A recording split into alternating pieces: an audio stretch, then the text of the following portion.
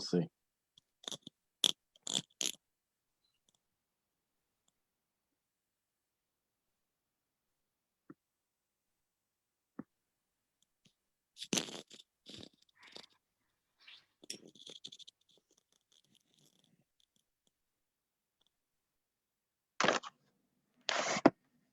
Evening, everyone.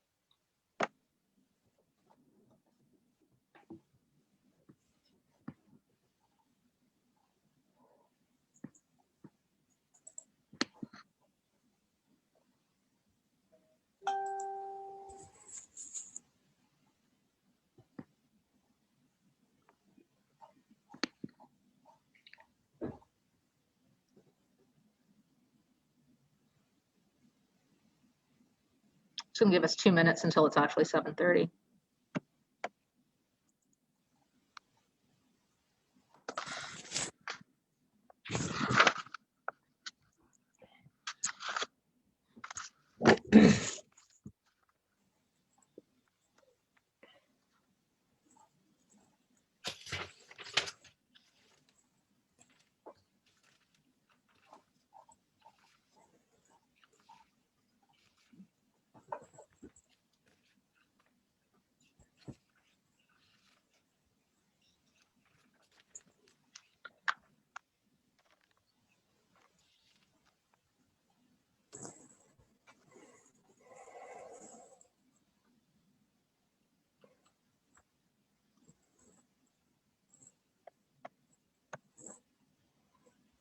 Clerk, are you ready to go?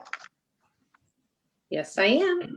Okay, and it looks like all of council is on. All right.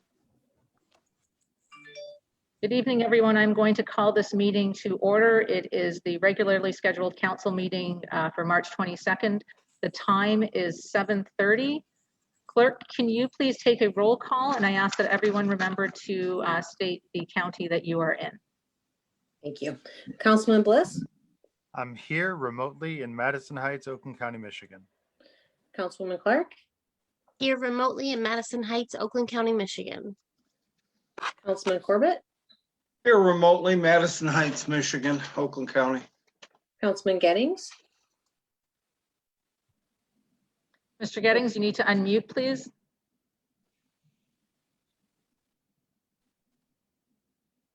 Here remotely in Madison Heights, Oakland County, Michigan. Councilor Rohrbach, Here remotely, Madison Heights, Oakland County, Michigan. Mayor Pro Tem Soltis, Here remote, Madison Heights, Michigan, Oakland County. Mayor Greifstein. I am here in council chambers in Madison Heights, Oakland County, Michigan. Thank you. The invocation this evening will be held or will be led by Councilor Rohrbach. And then if you could lead us with the Pledge of Allegiance when you're done, please. Councilor Rohrbach, the floor is yours. Thank you. I'm going to read this invocation by Abby Willowroot. We meet to serve our community, to use our resources wisely and well, to represent all members of our community fairly, to make decisions that promote the common good. We recognize our responsibility to the past and the future, and the rights and needs of both individuals and community. May we act wisely and well. I rise for this step. Pledge of Allegiance. Thank you.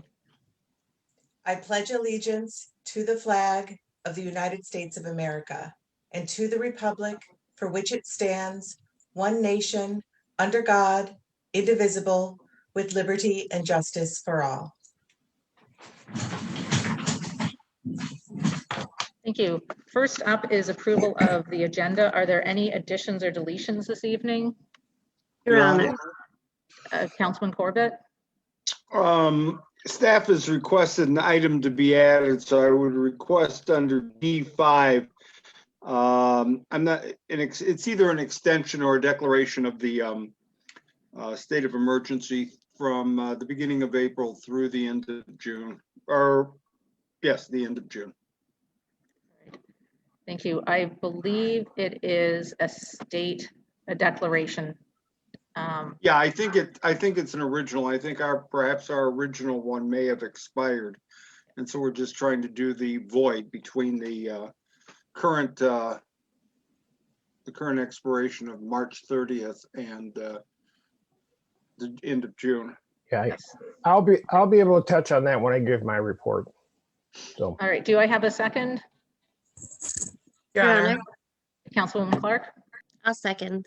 Thank you. Motion has been made and seconded to add D5, which would be the declaration of the state of emergency. Is there any discussion? Seeing none, clerk, can you please take a roll call vote? Councilman Bliss, Yes. Councilwoman Clark, Yes. Councilman Corbett, Yes. Councilman Gettings,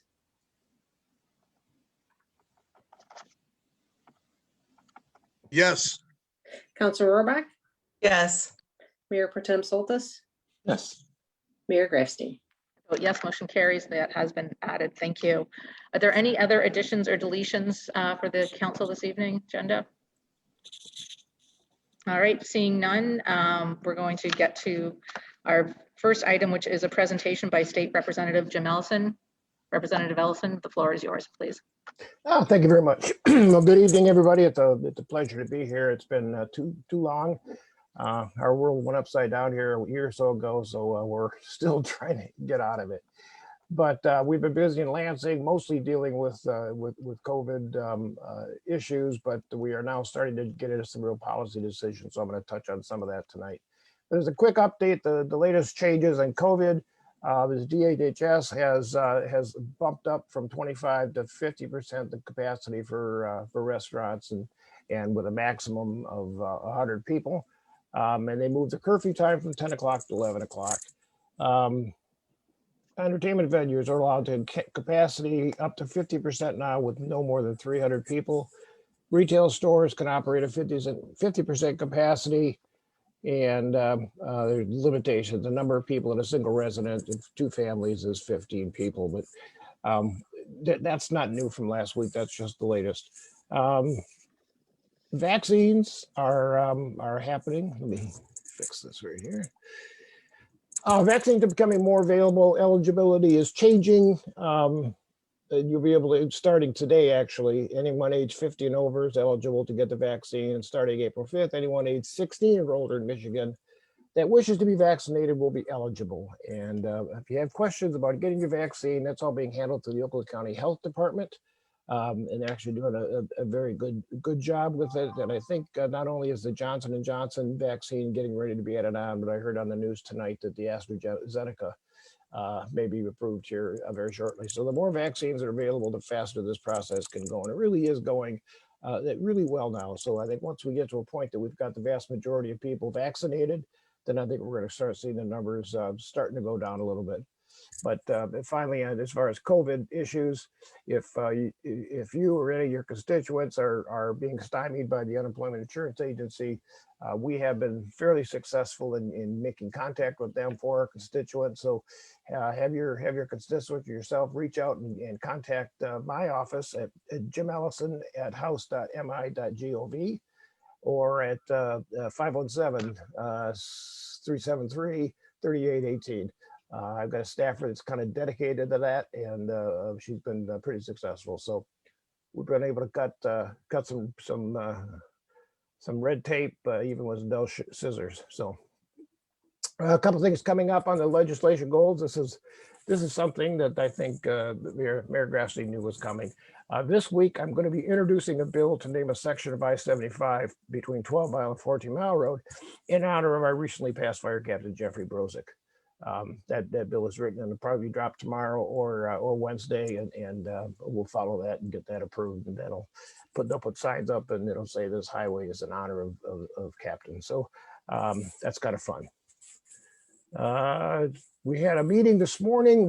I think I may have told some of you that we formed an Oakland County Democratic Caucus with our Oakland County legislators, our representatives, and our Senate.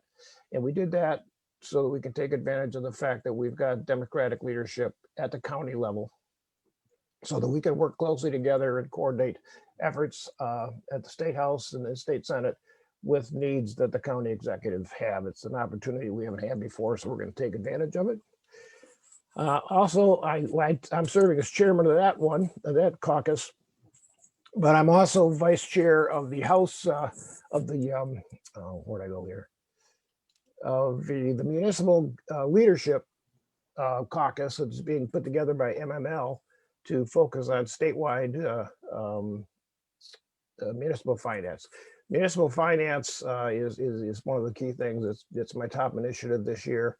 I did drop a bill last year dealing with modifications to the Headley Amendment, which didn't go anywhere, but we're going to revamp that bill.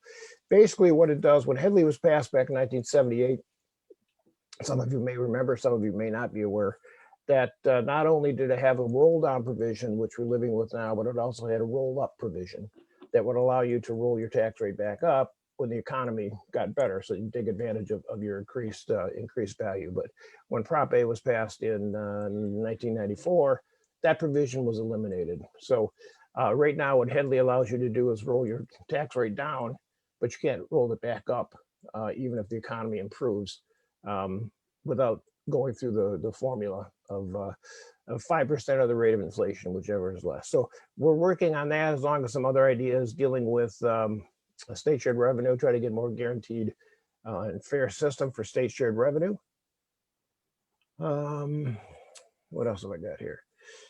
Oh, I did introduce a bill early on this year. My first bill dealt with remediation of contaminated sites like we've got over on 696. What my bill does is it eliminates the statute of limitations on bad actors. Right now, the law, if so many years expire, you can't go all the way back to the owner of the property that may have caused the pollution, and you're stuck with dealing with the person that happened to move in and didn't know about it. It really doesn't have any effect on our situation we're dealing with right now with the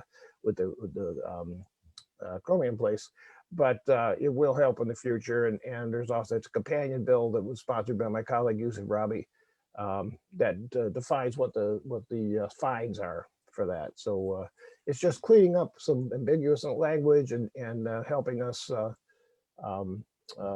enforce the law and get these bad guys to pay their bills. Also dropped a bill as part of a bipartisan 8-bill elder abuse package, which is a number of bills that will clean up legislation and definitions of who is an elder and how do they qualify. And the bill I dropped in this package was dealing with penalties for someone who tries to fraudulently take money from an elderly person, from their mother, father, aunt, uncle, whoever they're dealing with. And it just defines that. The rest of them deal with penalties and licensing and various things dealing with the elderly. I guess what I'm saying is we're finally getting back and getting legislation passed rather than just try to dole out the state's money that they're trying to give us, the federal money they're trying to give us. You're probably all aware of the Federal American Rescue Act, which just came out last week.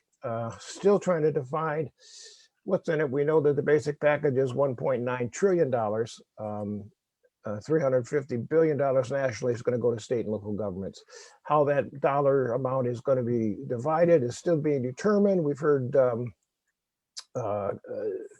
some ideas of what's going to happen, but until we get into what it really is, the amounts and how it's going to be split up and what you can spend it on and what you can't spend it on, we just know it's coming. We just don't know how much. But that being said, everybody I talk to, I advise. I mean, my dad used to tell me this: don't let that money burn a hole in your pocket.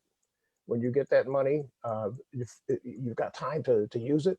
Make sure it's you can leverage it to get more out of your money. You can use it probably to do an infrastructure project that maybe you've been putting off because there hasn't been money. But before you just start promising that money, because I know people are already coming up and saying, use it for this, use it for that, da, da, da, da, da, da. So just do your homework and try to invest the money where it's gonna affect the city in the most positive way. So, and then, you know, the other problem we've got is we've been fighting a battle with the distribution of the federal and state money. There's a stalemate between the Republican side of the House and the Democratic side of the House, where, you know, being the minority, the Democrats don't have a whole lot to say about what goes in, but the Republicans wrote the bills and allocating some money for schools and cities and other entities. And they didn't use all of the money that was available. And our concern, number one, is that if they don't use it by September, it's going to go away. So we were hoping to get all the money allocated, even if it's not going to be spent, just have it dedicated. But the other more troubling part of it is they've tie-barred this to a legislative bill that would require the governor to cede some of her responsibilities, as well as Health and Human Services cede their responsibilities back to the legislature, so that they can have control. They're basically trying to get the governor to give up her role as the executive of the state in order to get this money. So in other words, they're holding it hostage for us. They're looking for ransom demands and that kind of stuff. And so, you know, the bills were submitted, the bills were passed, and she line item vetoed them, and they came back, and Republicans tried to get a veto override, which requires 2/3 votes of the House, and they couldn't get it. And so we're still sitting there. The money is not allocated yet. The governor and the House Appropriations Chairman were supposed to be sitting down and discussing how we're going to allocate this money, but we get into personality issues, and if anybody's following the news, it's pretty obvious that the Republicans right now are pretty angry with the governor. So it's not a good environment to get stuff done, but we continue to try to get it done, and the money will get out. It's just how much and when. So we're working on that. I don't know if I've got much more after that. Anybody? Oh, I was gonna touch on the open two things. The comment that was brought up about extending declare yourself an emergency, yes, because we have legislation pending on the floor that would extend this time that you can have remote meetings, but Republican leadership will not take it up. They want it to expire because they see that if we let it expire, then all the constrictions are going to expire and we're going to be on the path to prosperity or whatever they want. But the answer is, and I've done this with my chairman of local government, who's Republican, Julie Calley, and she is suggesting to advise your communities to declare their own state of emergency.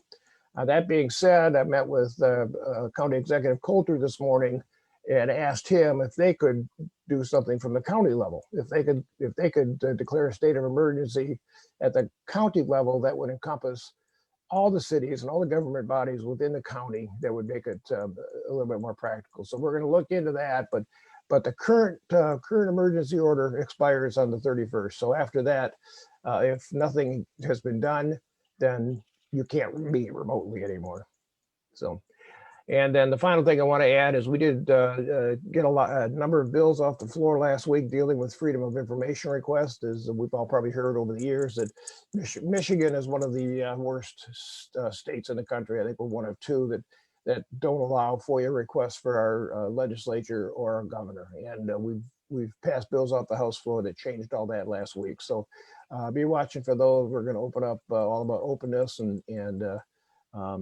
letting the people ask the questions and get answers. So that's it in a nutshell. That's what I've got. Has anybody got any questions? Your Honor. Councilman Yes, Clark. ma'am. Hi, Jim. So Okay. I just have the best part about these Zoom meetings for us that we've had during quarantine is that we get far more public participation. Like we have like over 80 people watching right now. Mhm. And do you think there's a potential that we might be able to like relook at how we do these meetings for the future, since they can be so easily done remotely and they allow people more access to them? Yeah, I think anything's possible. We can write legislation that would make these legal all the time. Right now, they're only legal under the emergency order. But I agree with you. This is it has been a good experience. I mean, you know, if nothing else, this pandemic has forced us to learn new things. And some of those things are good and some of those things are not good. But I think meeting remotely, it certainly has made my life easier when we can have committee meetings remotely and that kind of stuff. Yeah, I mean, it's just last Friday, for example, I had 5 different Zoom meetings that you know, that would have been impossible to do that many if I had to go to every one of them and meet. But to answer your question, I think it's possible, and we can look at legislation for that. It's one of the things we'll probably be taking up at the local government committee. Thank you so much. Anyone else on council have any questions for Representative Ellison? Your Honor? Yeah, Dave. Mr. Yeah. Soltis? Yes. So, do you know about what's going on, or what's the status of the governor being accused of sending COVID patients back to the nursing homes, and that whole fiasco thing? Yeah, you know, it's as I tried to explain to people, it's really not as sinister as it may sound. We had people that were in nursing homes, people that were requiring constant care, whether for dementia, for Alzheimer's, or any number of situations that required them to have constant care. And then they would get COVID. And so now they go into the hospital to be treated for COVID, and they're not getting the treatment that they're getting for their dementia or their other ailments that they're in the nursing facility for. So we were sending those patients back to where they were getting their treatment, as long as the area that they were in was isolated from the rest of the nursing home. And so that was the basic premise. And whether some things went wrong or not, I don't know. But I don't believe the governor did anything wrong. I think it was actually, from a health viewpoint, I think it was very smart so that these elderly people would not lose the care that they needed for their other existing problems. And so that's kind of what the philosophy. She wasn't just moving COVID patients into a nursing home unless there was a reason for that patient to be in the nursing home. Your Honor? Yes. Please go ahead. So it's essentially it's a partisan issue. Is that what it's made out to be now? Yeah. I mean, everything up there right now, unfortunately, has become super hyper partisan. And you know, there may be, if we do an investigation into it, I mean, there may be some 1 or 2 cases where somebody was mistakenly sent to a nursing home and it created a problem. Thank you, Mr. Soltis. Anything else? Your Honor. Councilor Rohrbach? Good afternoon, Mr. Anything Ellison. possible, but the attempt of what she was, I was in the middle of something. I'm losing my, am I losing my internet? Oh, I got it. Can you hear I think me you're all right? back. Yep, I can hear you. Okay, I'm sorry. It's her. I turn my head sometimes and I lose it, so. I was just going to ask you, with the Municipal Governance Caucus, is that a bipartisan caucus? Because Yes, the Municipal Government Caucus is bipartisan. There is a Democratic vice chairman, of which I am, and a Republican vice chairman, who is Ben Frederick. And it's bipartisan. We all get together. It's what we ask is we get people who are involved in local government, former mayors, former council people, former commissioners, and because they're all firsthand, they all have firsthand knowledge of the problems that municipal government faces. So that was the purpose of that. And we are going to be meeting here. We go on break starting next week, and as soon as we get back, we're going to meet and formulate our plan. And I've already given the rah-rah speech to my Republican colleagues about how we have to fix municipal government finance. We are the worst in the country. Everybody looks at how we do. We have so saddled our municipal governments with so many regulations, so mmany ways we take their money away, you know, not the least of which is taking away state shared revenue, compounding the effects of Headley, and it's terrible. We've got to fix it. And I'm finally getting some feedback from some of my Republican colleagues that understand that. And they're willing to look at it. thank you. Yep. Thank you. Anyone else on council have any questions for Representative Ellison? Your Honor, Councilman Bliss? Yeah, just one quick question to piggyback off of Councilor Rohrbach's. Representative Ellison, has there been any talks and any existing legislation that might be pending regarding a lot of the unfunded liabilities that communities are, having to deal with right now? Because there's quite a few. We're in a better scenario than most, but even our long-term outlook, it's definitely going to be a challenging budget line item. Has there been any conversation on that? There's been conversation and mostly dealing around, this is what we want this caucus to do. Identify all the problems that the state, the state throws back at municipal governments. Unfunded mandates is no small thing, and same with school districts. And so we need to identify those. We need to try to find out a way to fix them, because it's just been, in many cases, municipal governments are their own worst enemy because they don't cry a lot. They just take what's given to them and they make it work. And so it continues to happen. So, we're finally putting our foot down, and we're going to, raise the issue and hopefully get some bipartisan support and try to make some changes. I don't expect a miracle, but I expect something this year. Any other questions, comments from council? All right, State Rep Ellison, I am happy to provide you with any support necessary to get funding. I'm not going to cry, but let me know what you need, and I will help, because we need funding. We've lost, I think, $1 million a year over the last 15, 20 years. Yeah. So we all have. I when I was in Royal Oak, we had the same thing. We saw money going out faster than had any possibility of coming back in, or even getting back up to where it needed to be. And that's the stuff we're trying to fix. So, it's kind of like the squeaky wheel gets the grease. Rather than using the crying analogy, we just need to speak up and get our gears oiled. So anyways, but thank you for inviting me. We should do this more often when we get stuff happening, because it's no fun to come up here and not tell you anything, but I at least had some stuff to tell you tonight. So well, we appreciate you stopping by, and hope you enjoy your evening. You are welcome to stay for the rest of our meeting. I did these kind of meetings for 13 years. I think I'll sign off and let you guys have fun with it. All right, thank you. Have a good night. Bye-bye. All right, next up is public hearing, A1 special approval 21-02 on Stevenson Highway, the indoor hockey training center. Mrs. Marsh, do you have a report? Yes, special approval from City Council is being requested by 4D hockey training under section 10.3294 to allow an indoor recreation use of the property located at 30745 Stevenson Highway. The property is zoned in the M1 Light Industrial District. A special approval is required for uses that are not listed in the ordinance, but are of similar and not more objectionable character in the M1 district. The use is intended to provide high-end personalized hockey training for young players and utilizing state-of-the-art testing software to train players and then develop a training plan based off of the results.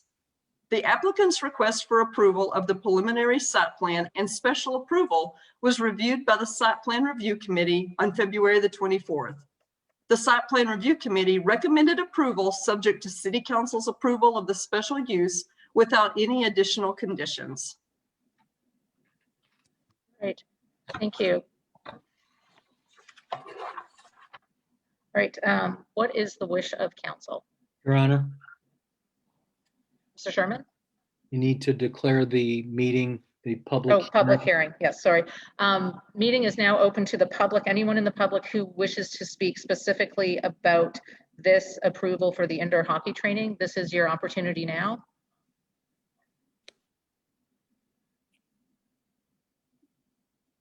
All right, I'm not seeing anyone. I'm not seeing anyone who wishes to speak. So I'm going to close public comment for this specific item. What is the wish of council? Your Honor. Councilman Corbett? Your Honor, I move that the council grant special approval for indoor hockey at 30475 Stevenson Highway. Thank you. Is there support? Your Honor, Councilor Rohrbach? I'll support. The motion has been made and seconded. Is there any discussion? All right, seeing none. Clerk, can you please take a roll call vote? Councilwoman Clark,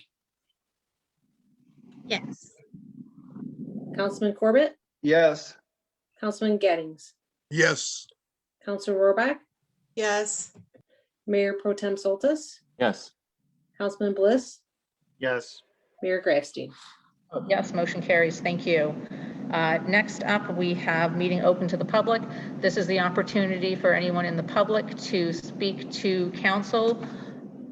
Please address your comments to me. Keep your comments to 3 minutes. And if you could identify yourself, any affiliation you have with the city, address, that type of thing. First person I see waving hand is Mary Bush. Mary, the floor is yours. Hi, thank you. This is Mary Bush, 1117 East Hudson. I have a couple of things tonight. First off, the Friends of the Madison Heights Public Library is having a paperback and kids book sale May 22nd at the library. Further details will be developed after our board meeting in April, but I just want to remind everybody to put it on your calendar. And we are accepting donations every Saturday between 10:30 and 12:30 at the library. We have a youth division that has just been going strong, and we have the teen volunteers with the Friends. It's just been great. Secondly, I really want to compliment the city on creating closed captioning for the meetings. My only concern is to make sure that it actually produces the words that are being said. So there have been some hiccups as I'm reading through this. So just making sure that it gets trained properly and we have something in there for COVID, because otherwise it comes out as coven. Thirdly, I was reading through about our telecom attorney, and I'm certain that Matt Watsa is highly qualified and truly worth every possible penny that he would be charging us. My only concern is that are the city's telecom needs so complex that we actually need somebody that good, or could we use this as an opportunity to save some money and to improve the diversity of our attorney staff, and perhaps to stop some of the traditional old boy networking that keeps the money solidified in the hands of men instead of being able to spread it around to women. So it's just a question I have. I'm hoping that the board looks at its conscience and seriously looks at how serious our telecommunication needs are and why we would pay for such a high-priced lawyer. That's it for me. Thank you. And I appreciate all of you in the job you do in leading our city. Thank you, Ms. Bush. I've got Leonard Sanoa is up next. I see a hand raised there. Hello, and thank you for recognizing me. I just wanted to say I was on the Crime Commission. I was appointed to the Crime Commission a few months before the Crime Commission was abolished. And that came as a surprise to me, but then it was merged with the HREC group. So since then, I have monitored the HREC group and have listened to one of their meetings, and they have a fabulous mission, and I can see they're people who are very dedicated, and they've got a lot of great ideas. My concern is I don't know where the Crime Commission policies and procedures fit into the group. It seems like they're very busy and overwhelmed with working on the human equity and relations portion, and I'm fearful that the Crime Commission really just no longer exists, and there's no way of addressing that for our city. So I just wanted to put my opinion in there that I really would like to see the Crime Commission come back, because those are two separate entities with two separate missions, and I kind of feel like bulking Crime Commission with human relations and equity in and of itself is somewhat inherently biased by making it sound like those two things go together, and they really don't. And that's all. Thank you for giving me the opportunity, and I appreciate all the work that you all do. Great. Thank you for your comments. All right, is there anyone else who wishes to speak? Your Honor, I have a comment when everybody's done. Okay, I saw Martha Covert. I saw her hand went up. I don't know if there's anyone else, so we'll go Martha Covert. You're up, please. I'm coming here because, again, I don't know why Kim Clark has a problem with me. Because I speak my mind, Kim? Is that what upset you? That you went off at me at the meeting saying I was trying to take the HREC down from inside? That is slanderous and wrong. I want the HREC to work together. I want the community to come together. I appreciate all the work that Kevin is doing and that Simone is doing. But for you to constantly, first you said that, then you said I should be held accountable for my opinions. Really? Then watch my motives. And oh, I know you didn't put a name on it, but I was the person who went to city council on Monday. You made this speech the end of that meeting on Wednesday. Address your comments to me, please. I understand you're frustrated. Please address them to me. Thank you. And I think it's wrong that because I come to the city council who put the HREC together, who needs to know what's going on, that upset her, that she can come at me now like this again. No, you need to do something about it. I'm not going to let somebody say things about me that aren't true when I want what's right for everybody. If she doesn't like what I had to say it to me, but don't sit there and make comments at the end of the HREC meeting. That's wrong. Okay, thank you. Thank you for your comments. Is there anyone else who wishes to speak this evening? Yes, I do. Leal Wright, please go ahead. The floor is yours. I just want to let everyone know that Madison Heights Citizens United is having a sign sale. We're still raising money for the Juneteenth Festival. So we will be at Civic Center Park on Saturday, March 27th from 1 o'clock to 3 o'clock, selling signs. And we're also raising money. We're on Facebook. We still have the shirts selling as well, and jewelry that some a youth in Madison Heights made for us as well. So we just like everybody to come out and support. Okay, thank you. Is there anyone else who has a comment for this evening? Sean Fleming, I recognize you. Okay, I think everybody can hear me now. Yes, we can. Okay, great. All right, so I wanted to give a comment about the amendment for the resolution for the HREC. And I wanted to say that I'm in favor of increasing the commission members. That's part of the change there. And I think that the resolution amendment says that we want to increase it to 7, but I believe that maybe 9 members would even be a good number, because taking in effect that we have several subcommittees, and if we had 9 members, that would make it so we could double our members, commission members that are able to be active on a subcommittee. Right now we only have 2. So I just want to let the council know that I think we should maybe change that number. And it was also discussed in the meeting when we passed this resolution amendment, that maybe the count should even be higher, around 9 or so. So, all right, that's all I have. All right, thank you. I see Saeed Murtaza. Saeed, you're up. Hi, I am a Madison Heights resident, and I just wanted to say that I think that the city council should think about seriously before they expand different committees, because I know that with a lot of people, decisions get hard to be made, and I think maybe the purpose of the original purpose of the committee may be heading a different direction than it was supposed to.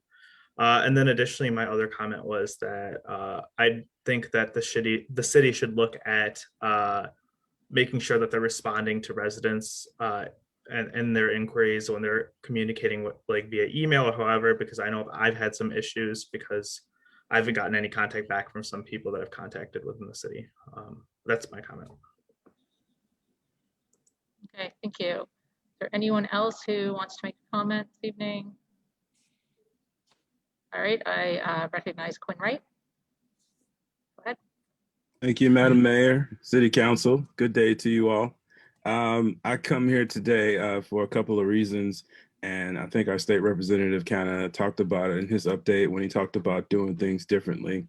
So there's a saying, and it goes that healing happens in relationship, but it dies by itself. And one of the things that we put together for the city to do as an entire community was the Juneteenth celebration. And I wouldn't be honest with you guys if I didn't tell you that I've heard some of the negative feedback that has been floated in small circles where people who look like me might not be invited. It's hurtful and it's discouraging that we're still having those separate conversations. And I just wanted to say to the city council, and I wanted to encourage our city to not see this Juneteenth celebration as just for quote unquote for them, because that's some of the feedback that I've heard. This is a celebration for all of us to celebrate freedom and to celebrate our country and what it means to everyone, Black, white, brown, and other. And we're doing it culturally, yes, through the lens of a significant event for the African-American culture, but this event is not meant to be just for people of color. This is meant for us all to celebrate this country, which we all love and is ours together. And so I really wanted to make that specific because if we are to say that Madison Heights is a city of progress, it has to be culturally safe for not just Eurocentric cultures to be safe. It has to be safe for me as well and everyone else.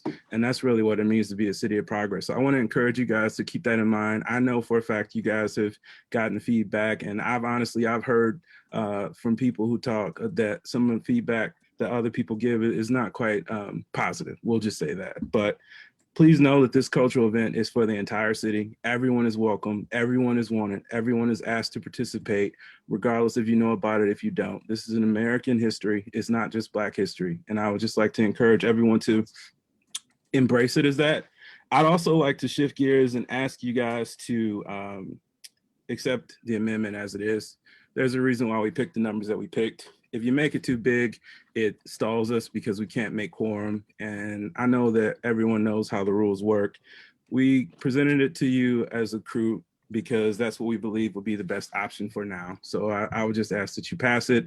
It allows us to operate, and it allows us to operate in accordance with what you guys asked. So please accept that. And I have one more thing. I think the Crime Commission is important, but I think it's also important to keep a diverse lens on it as well. So, and with that, I'll yield my time back. Thank you. Is there anyone else who wishes to speak? All right, I don't see anyone, so I'm going to close comments and have the clerk read. Yep, please. Thank you. We received an email from Bob Furin saying, Cheryl, we got a letter about our RV storage. Wow, the price was more than double. I have used our site for 10 or more years. At one time, it was free, but things change. My wife and I are on Social Security, and I am a disabled veteran. This is a big jump for us. The increase is for maintenance costs, the letter said. This you need to explain to me. Some rocks and gravel for years, same rocks and gravel for years, same marker sign. Street the same and in good shape. No lawns to cut. I have never seen anyone working in the area. Maybe you can give people over 65 a break on the price. We have lived in Madison Heights now for 48 years now. Please send the DPS director and city. Please send this to the DPS director and city council. Please look into this. And I did forward this to the DPS director, and I do know that he responded. All right, thank you. Cheryl, was there anything else? No, that was it. Okay, thank you. Thank you everyone for speaking this evening. We appreciate it. Next up, we have communications. First up, C1, Eric Gradinger, resignation from the Historical Commission. Mrs. Marsh, do you have a report? Oh, you're on mute. City Council appointed Eric Gradinger to the Planning Commission on February 22nd, 2021. As such, he is unable to serve on any other city boards and has submitted his resignation from the Historical Commission. Staff recommends accepting this resignation from the Historical Commission and declaring his seat vacant. Great, thank you. What is the wish of council? Your Honor. Mr. Corbett? I move to accept Mr. Gredinger's resignation from the Historic Commission and to issue the appropriate resolution of thanks. And to declare his seat vacant? Yes, ma'am. Thank you. Okay, thank you. Is there support? Your Honor, Councilwoman Clark? I'll support. Thank you. A motion has been made and seconded. Is there any discussion? All right, seeing none, clerk, can you please take a roll call vote? Yes. Councilman Corbett, Yes. Councilman Gettings, 1 sec. You're on. Yes, yes. Councilor Rohrbach, Yes. Mayor Pro Tem Soltis, Yes. Councilman Bliss, Yes. Councilwoman Clark, Yes. Mayor Grafstein. Yes, motion carries. Thank you. Next up, C2, Suzuki Royal Institute of Music, Civic Center Park Pavilion C, fee waiver request. Mrs. Marsh, do you have a report? Yes, Suzuki Royal Oak Institute of Music is a not-for-profit community music school located at 411 West 13 Mile Road in Madison Heights. They are requesting to waive the $50 reservation fee and $50 deposit fee for the use of Civic Center Park Pavilion C for their 5 concerts in the park planned on May the 1st, May the 8th, May the 15th, May the 22nd, and June the 5th from 10 a.m. to 9 p.m. Staff and I recommend that council approve this event subject to compliance with the council's policy on uniform insurance requirements for special events. Great, thank you. What is the wish of council?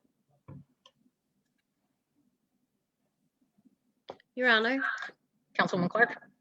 I would like to make a motion to approve the waiving of the pavilion C fees for the Suzuki Royal Oak Institute of Music at Civic Center Park. Great. Thank you. Is there support? Your Honor, support. Councilman Corbett, thank you. Your Honor, Motion. Oh, Mr. Sherman, sorry. council also must approve the event, and as recommended by staff, it would be subject to compliance with the uniform insurance requirements for special events on city property. So it's not just a fee waiver request. I'll agree to add that to my motion. Second agrees. Thank you. Thank you, Mr. Sherman, Councilwoman Clark, and Councilman Corbett. Is there any discussion?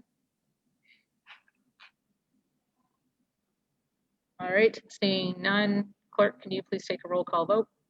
Councilman Gettings, Yes, Councilor Rohrbach, Yes.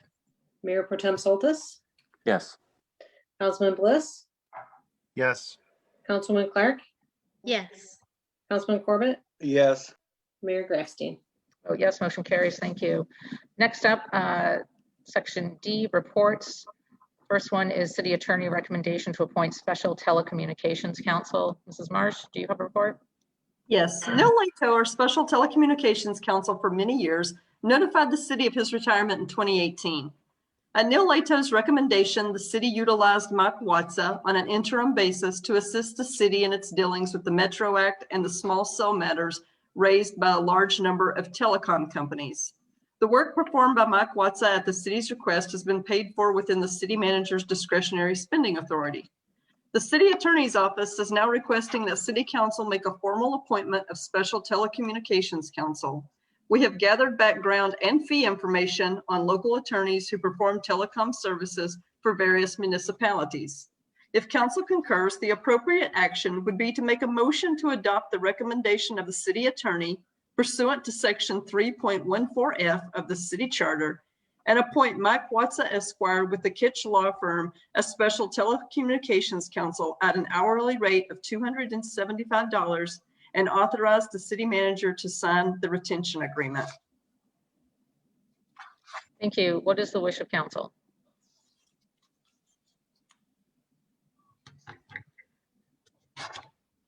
Your Honor, Councilman Corbett?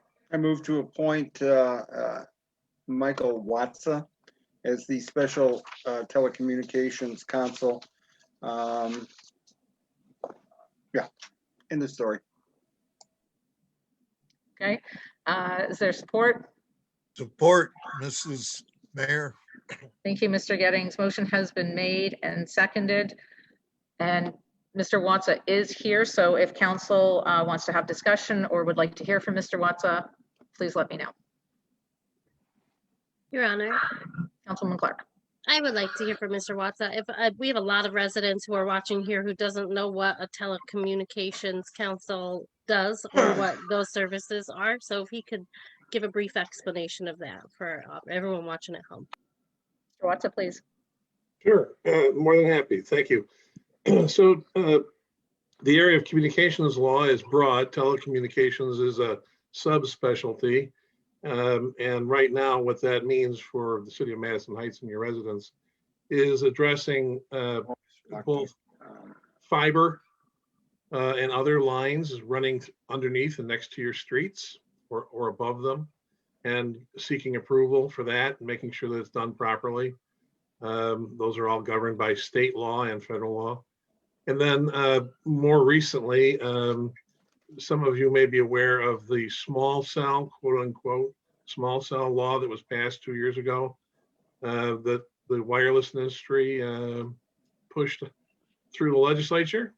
And we are dealing with that and trying to make sure that, notwithstanding the statute, which is very industry friendly, they don't end up destroying your rights of way and the character of your fine city. Okay,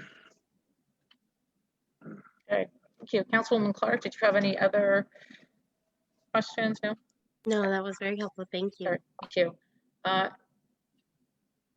Mr. Sherman? Your Honor, I would like to add my comments and also, which incorporate in my comments, addressing Ms. Bush's questions or comments during meeting open to the public. Please. This is a very specialized area of the law, and in circumstances where we feel this is beyond general counsel's expertise, like with environmental counsel that we've hired as special counsel, like with labor counsel that we've hired since 1995. It requires a special attorney who deals with this all the time. And Mike Watsa is as I said in my letter, is an expert, the leading voice and advocate for municipal governments on telecommunications issue across the state. And I would like to add further that based upon his work that he's performed on an interim basis, which has not been substantial, but he's done it in a very efficient and I would say very cost prudent manner, I think he has established policies and procedures in the city that have streamlined our staff's handling of complex telecom issues, which has saved the city money. So I don't make those comments lightly. He is the go-to guy that municipal attorneys call when they don't know what to do in the entire field of telecommunications. So I wholeheartedly make this recommendation, and I think it's intended not only to provide expert counsel for Madison Heights, but save us money if at all possible. All right, thank you, Mr. Sherman. Are there any other questions or comments from council? Your Honor, yeah, just to echo in part what Mr. Sherman said, in this day and age, it's a fair question to ask about our hiring and retention practices. The answer, however, isn't always yes, that there was some. And in this particular case, I would just remind council, and it occurred to me while I was listening, that our last 3 attorney appointments just happened to be female, but you know, that was guided by competency and presentation, but I mean, I don't think we've got blinders on. We've tried to be sensitive to these sorts of things, but you know, like I said, in this day and age, it's a fair question, and I think we have to evaluate, and I believe we do every time we make an appointment, whether it's to this or any other group. Thank you. All right. Thank you, Councilman Corbett. Any other comments or questions from council? Your Honor. Mr. Willis? How many hours are we estimating within a year? I know there's been some ad hoc work being done under the discretionary budget, which I believe maxes out at like $10,000. How many hours are we talking within a year? Mr. Sherman? I would defer to Mr. Watts on it. I know there hasn't been a lot of time since he's been acting on an interim basis, and it's hard to estimate. It depends on changes in the law and things that come in that would be directed to Mr. Watts to deal with.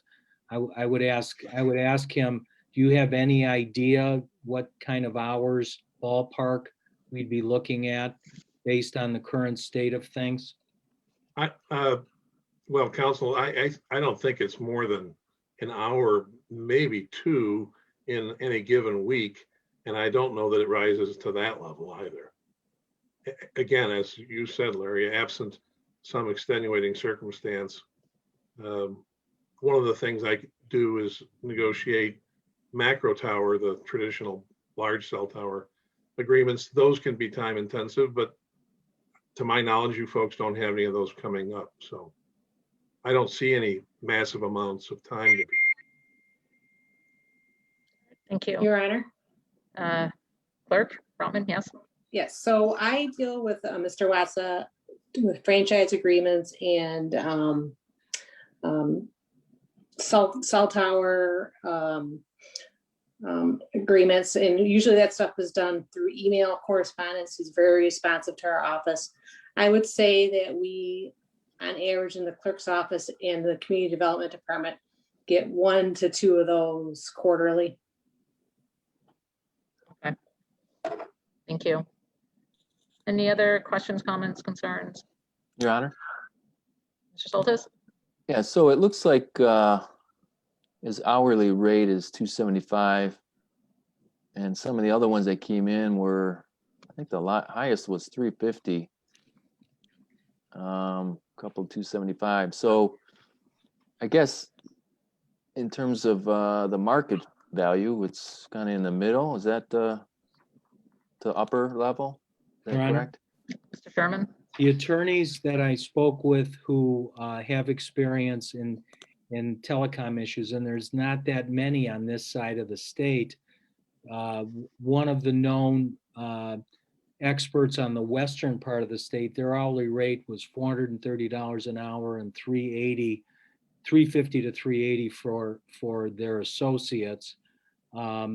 Mr. Watts's rate is normally higher. He's discounted his rate to $275 in order for him to jump in upon Neil Lato's retirement.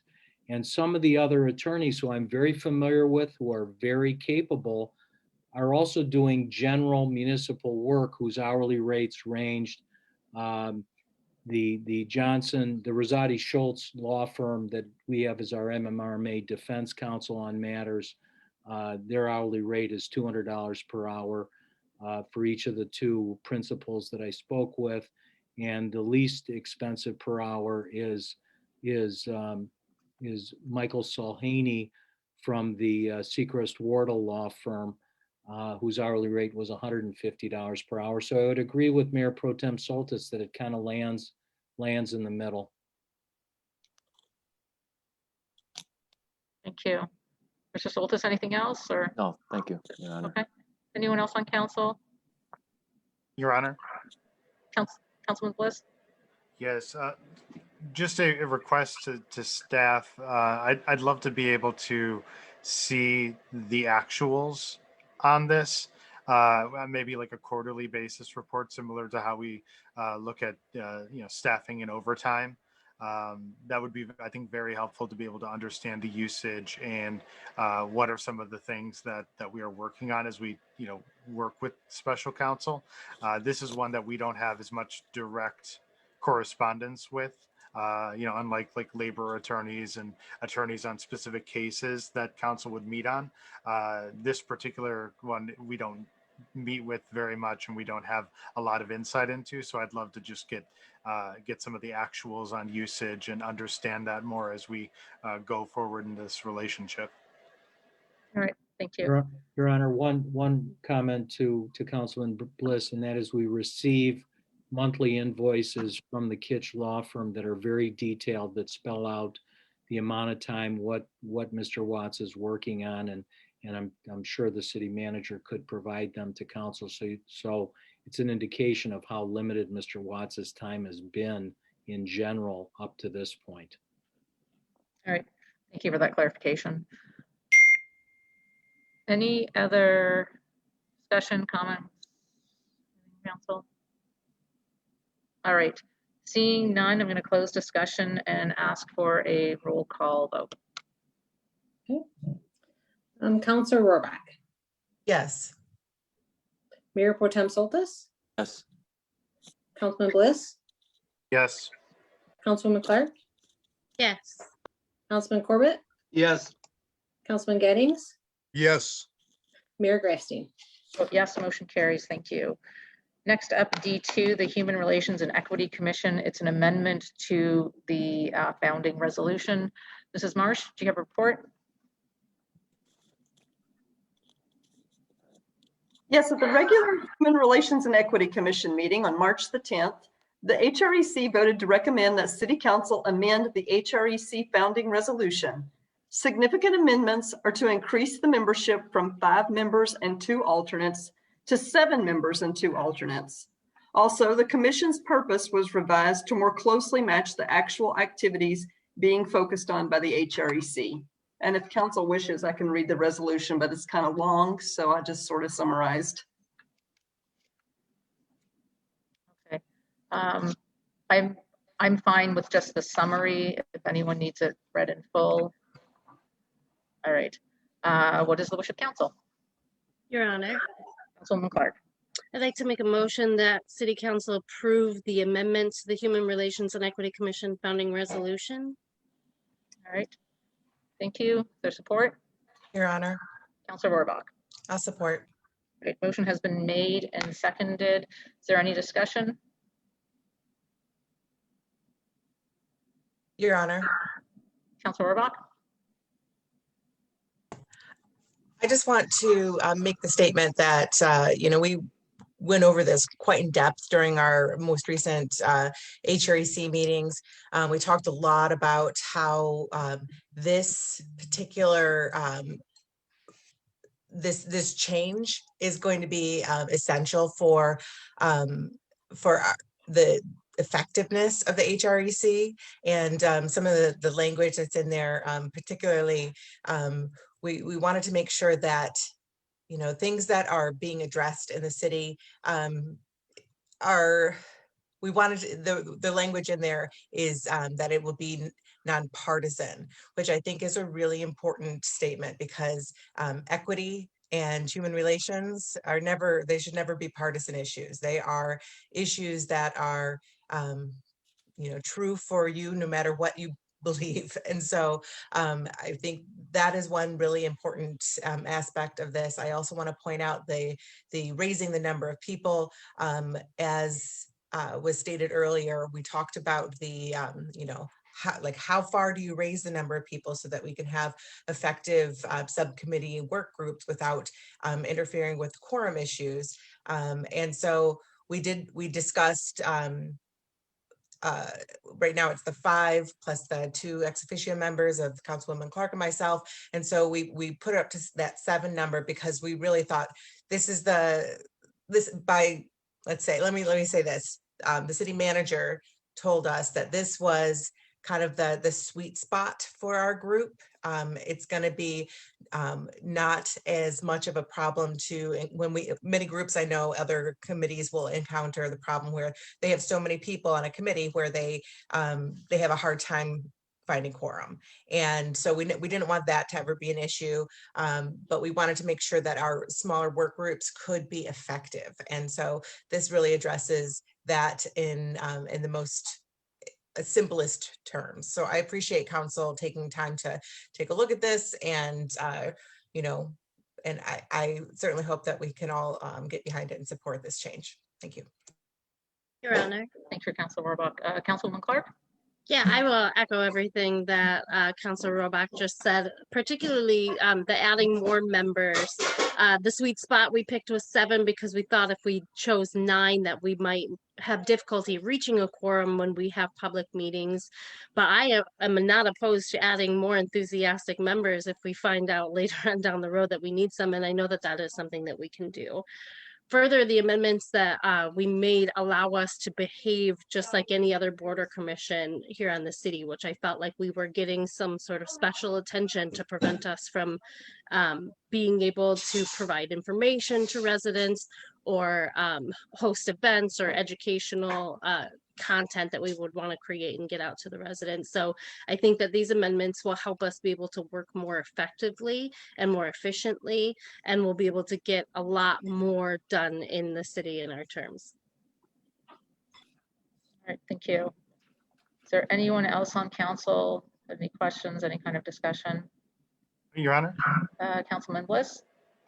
Yeah. So I really appreciate what this group is working on. I had the opportunity to meet with the Juneteenth Subcommittee last week, just going through my experience with planning trail tunes and lesson learned, and they're going to be leveraging kind of the similar space, and it's a summer event like ours is going to be this year. So I thought it was a really great conversation.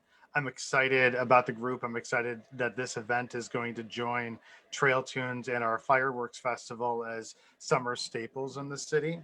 And I'd also agree that big plans like that require extra hands to be able to accomplish them. And, this board was originally modeled, I think, way closer to ITAC than the Arts Board, where it was more specialists. And I think it was supposed to be more discussion based instead of activity based. At least that's how I understand it when it was originally unanimously passed by council.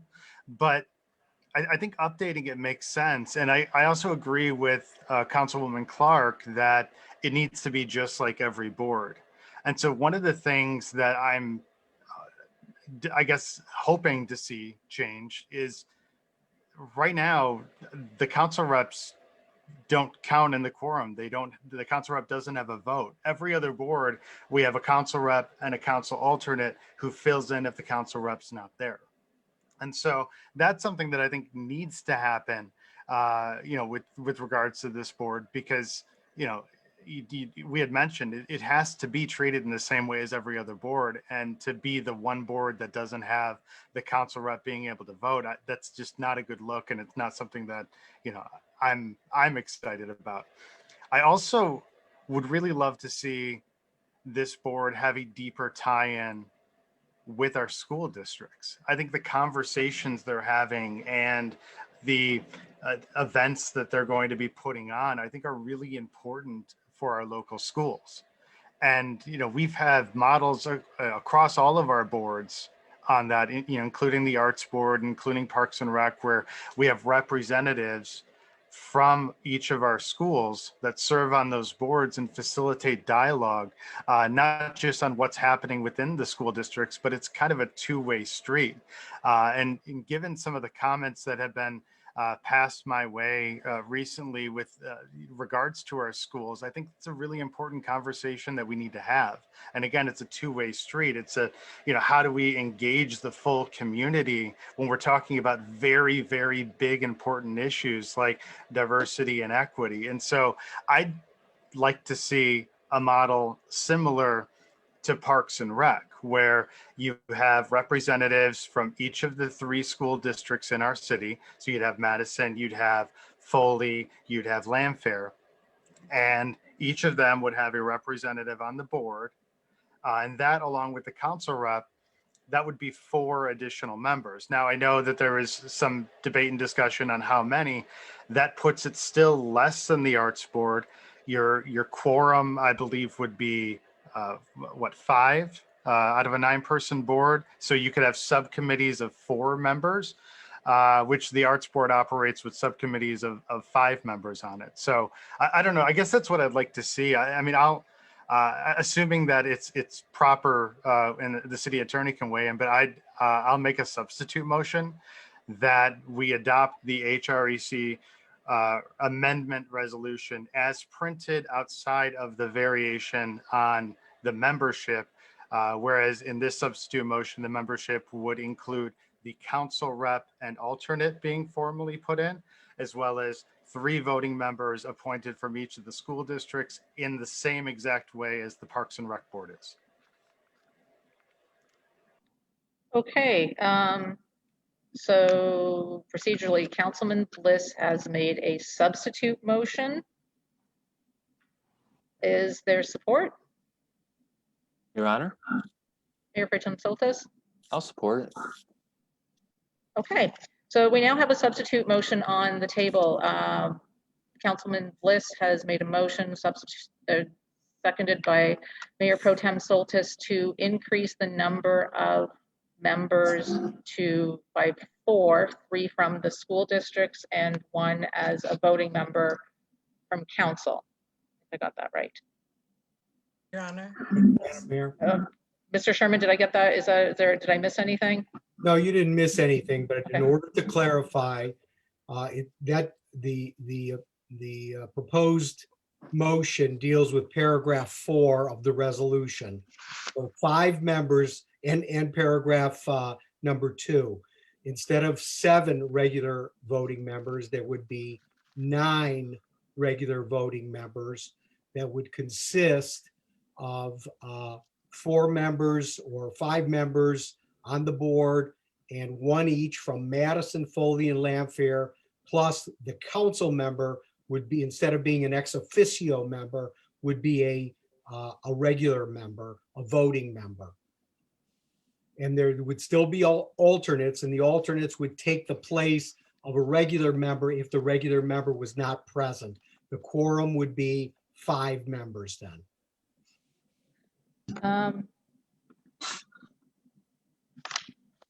Okay, maybe I have an old copy. I thought that was section 2 and section 3. Paragraph 2 and paragraph 3. It's From paragraph. amending the original resolution from August. Yeah, the new resolution that was part of the agenda package is the proposed, we're amending the HREC proposed resolution. So as it is proposed by HREC, so Okay. paragraphs 2 and paragraphs 4 would be. Okay, I've got that one as well. Okay. Okay. So then, Mr. Bliss, you're not amending from August, you're amending what we were presented now. Your Honor, if I can clarify.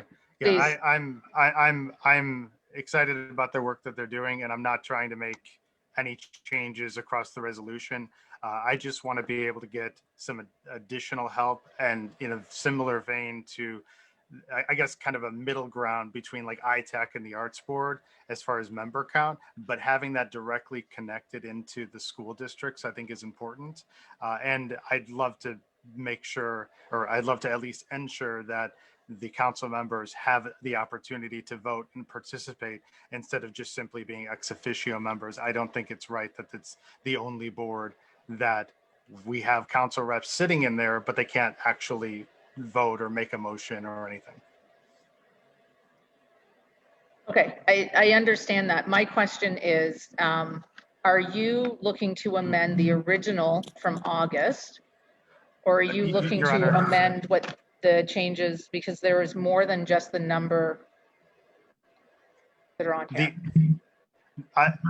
As presented with the membership changes that I'm recommending. Okay, so you're looking at as presented with the change being the membership. Correct. Okay. Mayor Pro Tem Soltis, this is what you're supporting.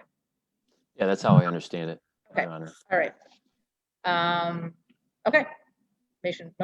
Substitute motion has been made and seconded. Is there any discussion from council?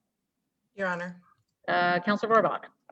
I'd like to double check that about the 3 members from the school board, or the school members on the Parks and Rec. Are they appointed by council and therefore voting members of the Parks and Rec board? Because I don't think that they are. Clerk, can you clarify that for me? Your Honor, they are not appointed by council. They're appointed by the school district, but I do believe they are voting members. Okay. But I can double check that, but I'm Okay. pretty sure they are.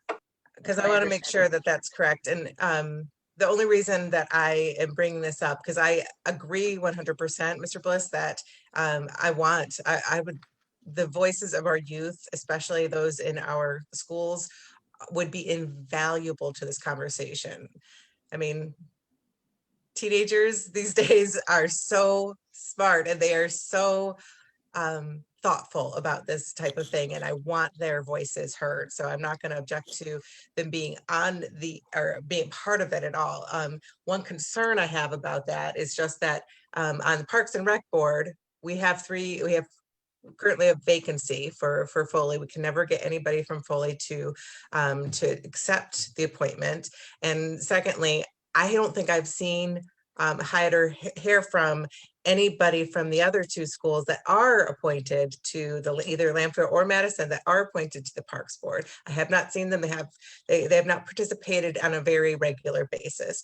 My concern would be that we appoint them and then it makes it extraordinarily difficult to get quorum because these voting members are maybe not as committed to this process, this like formal process. So I'm really hesitant to support this substitute motion for that reason. Your Honor. Thank you. Clerk? Those, there's two different kind of school board representatives on the Parks and Rec board. There's school appointed representatives, and there's also student appointed school representatives. And they have votes on the Parks and Recreation Board. I just wanted to clarify that. So with the motion, it was my original understanding that it was for memberships to be appointed by the school. I took that as a representative of the school district, not necessarily a student representative. So whatever, I just need clarification when what the motion was. Yes, Your Honor. Mr. Bliss? I share similar concerns to Councilor Rohrbach. I'd love to eventually add in student reps into this and every board, but given their schedules, it sometimes makes it difficult with a quorum. We've seen that sometimes even with the arts board. And so I'm recommending in my motion is the delegates from the school districts. I believe that's Mr. Borengesser and Mrs. Thompson, I think are serving from Lanphier and Madison from Parks and Rec, and any unfilled seat. So the question on the Bishop Foley representative, if that was unfilled, that wouldn't count against your quorum. If it was an unfilled and unappointed seat, as I understand it, and the city attorney or the city clerk could jump in at that point. But yeah, my thought process is having school board members appointed by the districts joining this discussion, I think would be invaluable for our our city's goal of having this citywide, community-wide discussion and programming around these important issues and topics. Your Honor. Councilor Rohrbach? I appreciate the clarification because I really thought you were saying the student appointed folks and not the school board appointed people. So it does make a difference in what I was understanding the motion to be. So thank you. Your Honor. Councilwoman Clark? So I 100% agree, like with involving the schools, involving the kids, involving as many people as trying to create equitable policies for everyone. We are just getting our feet wet here as a commission, and the commission itself worked very hard to put these resolution amendments in place so that we could move forward. And I think that it is in the commission's best interest to come together again and see how we can implement this. But this feels like a roadblock to me to add more members that might make it difficult for us to get a quorum. And we faced several roadblocks from city council and likewise, and I would like to move forward with this resolution before we enter any new amendments or edits to the resolution without coming together as a commission to have that discussion, because they're not here to be a part of that discussion. But I do believe that there are many issues that we can get involved with the school immediately, and potentially even market ourselves to schools and to students to want to be a part and participate in these activities with us prior to coming up with some attendance requirements for a meeting, for a commission that's just now getting started and starting to get into a routine. All right, thank you. Any other comments from council? Your Honor, Mr. Soltis? I'm curious what the councilwoman was talking about. What roadblocks were happening? Your Councilwoman Honor. Clark, please go Okay ahead. to speak to that? Yeah. So originally, one of our very first events that we had voted on as a commission to have to help provide educational resources for the community coming up to the election for community members who might be fearful prior to the election. We all voted that we would be able to do it, and we were told that city council was in majority to shut it down. So that got shut down and we didn't get to participate in that. Like that's the number one. And then we were told that we wouldn't be able to do events and whatnot without city council approval. All of these roadblocks came as something that was not something that's expected of any other boards and commissions. We seem to be getting a lot of special attention as our board and as our commission like meets and tries to get these activities out and get information to our residents and try to be a support system for our residents. We've received a lot of setbacks for that. Your Honor. Okay, Councilor Rohrbach? Is it okay? I don't know if this is okay thing to do right now, but I'm going to ask. We have the chair of the HREC here. Is it possible to ask for his input at this point or no? No, we had public comment, and I believe that we had 4 people from the HREC already speak this evening, and they knew this was on the agenda. Oh, So, certainly. And yeah. The substitute motion is different, though, so I wanted to see if we had any option there, but that's fine. Yeah. Your Honor? Councilman Bliss? Yeah, just one clarification from Councilwoman Clark, if she'd be so kind. I'm having a hard time understanding how making the council rep a voting member like every other board and having board members from our schools to facilitate that discussion like we have in 2 other boards would be a roadblock to this committee. I'm saying that the commission themselves worked very hard to create this resolution on their own to add more members and to add the amendments as it is. I think that changing any of the amendment resolution should go up in front of our commission first. I agree with you, but I think that our commission needs to be a part of making that decision and that we don't need to make it on their behalf. But I think that this feels like a stall in our progress to try and get these amendments forward. So I would prefer to focus on the resolution at hand and passing that, and then having this discussion amongst our commission. I'm all for having a council rep be a voting member of it. Okay. Anyone else on council? Any comments? Your Honor? Mayor Pro Tem Soltis? Yeah, and this might go to Jeffrey. I want to step back just a minute. I'm concerned about what Councilwoman Clark was saying about the specific roadblocks you mentioned. Legal counsel, did you hear about this, or city manager? I mean, that these were happening, or did anyone look into this? I'm surprised you didn't hear about it, Dave, because like you would have been one of the majority members. Okay. Yeah, but I'm sorry, Your Honor. So you've asked for the, do you want the city manager or the attorney to answer? I do, yes, and just explain if it was investigated or looked into. Mr. Sherman, Mrs. Marsh? There wasn't an investigation that was warranted. I had talked to the majority of city council over the event that was going to happen on the Sunday before the inauguration. There was the majority of council that thought that that was not an event. That was more of a political stance or I don't even know the words for it, but like a thought of city council that city council had not approved, had not supported. So are we still talking about the event where we were just providing emergency resources to our residents prior to the election for anyone who may feel fearful? Your Honor, I think point of order. I think the dialogue has to be related to the. Yeah, I think we're getting really off topic here. So, okay, so I have 2 copies of the resolution. I printed the one that from August, the original one, and then I printed the one that was submitted for this evening so that I could look at the 2 of them.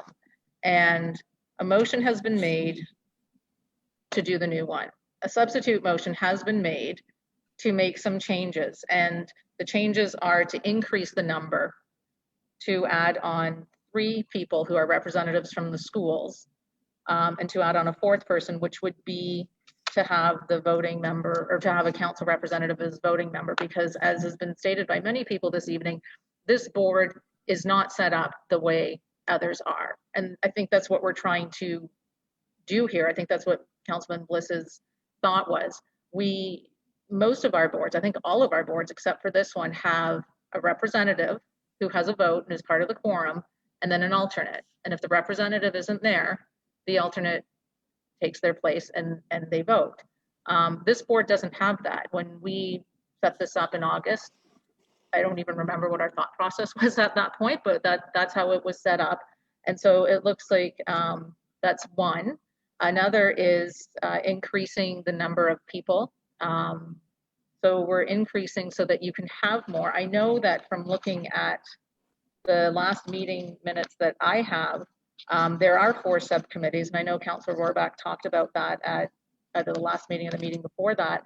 And from what I can see from the minutes that I have, 3 of the subcommittees were meeting and were working, or 3 of the subcommittees were not meeting and were not working on anything. They didn't have anything to report. There was just the one. So it sounds like you want more people to help you work on things, to work on things. So I don't know, it seems to me that the substitute motion gives you more people so that you can work on more things. Maybe I don't know, that's what I see. So are there any other, Mr. Sherman? Yes, just to clarify things legally. So HRC has presented this revised resolution, and it's subject to Mark's substitute motion, which only changes one thing, and that is the membership, by increasing it to 9 voting members, which would consist of the 5 regular members, a representative from the 3 different school districts, plus the city council member would be a voting member. There would still be a city council member as an ex officio member, and there would still be 2 alternates that would step into the place of the voting members if the voting members were not present. So everything that HRC has requested, other than this change regarding membership, is part of the, is from my understanding, correct me if I'm wrong, Mark, is part of this motion. Yes, Your Honor. The only difference, you had said that the other council member would be ex officio. They would be the council alternate. So they would also have a vote if the other member wasn't there. Yes. Just like every other board. Yes. Okay. And Mayor Pro Tem Soltis, was that your understanding? Yes, Your Honor. Okay, thank you. Your Honor. Clerk? Just a point of clarification, we do have another board that does not have a voting representative. That's the Active Adult Center. And we have several boards that do not have commission or council representation on them. Okay. Okay, but out of all the boards that have a council representative, only one other does not have. Okay. All right, and that's something I remember a few years ago, we made some changes trying to bring them all in line. And Mr. Bliss made a comment last meeting that perhaps we should review them at some point. So that might be something that we make that change and we do put an alternate on, but that's not for this evening.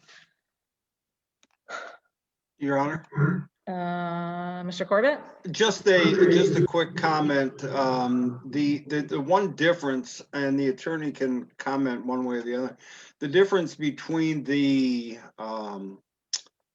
active adult board and the HREC, the active adult board is largely independent. They elect their own members, and they have their own process. Now, obviously, they're subject to financial oversight by the city, whereas the HREC is a product of the council and is subject to appointment by them. So that may be the difference to the clerk comment. Yeah, that's a really good point, because the DDA is the same way. There's only one council member, and that is by default the mayor. And I know there has been conversations about potentially adding another council member, but that's not something that council does. That's something the DDA does. So, so yes, that's a good point. Okay. Any other comments, questions about the substitute? Yes, I just think 9 members is too many when we're only asking for 7. 9 members is going to make it difficult for us to get a quorum. Okay. Which is a roadblock.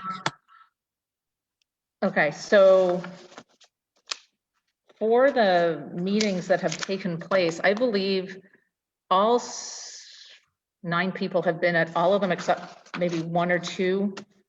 I don't know. I don't have that. Just my memory is that there have been at least 8 people at every meeting. And what do we need for a quorum? 5. 5.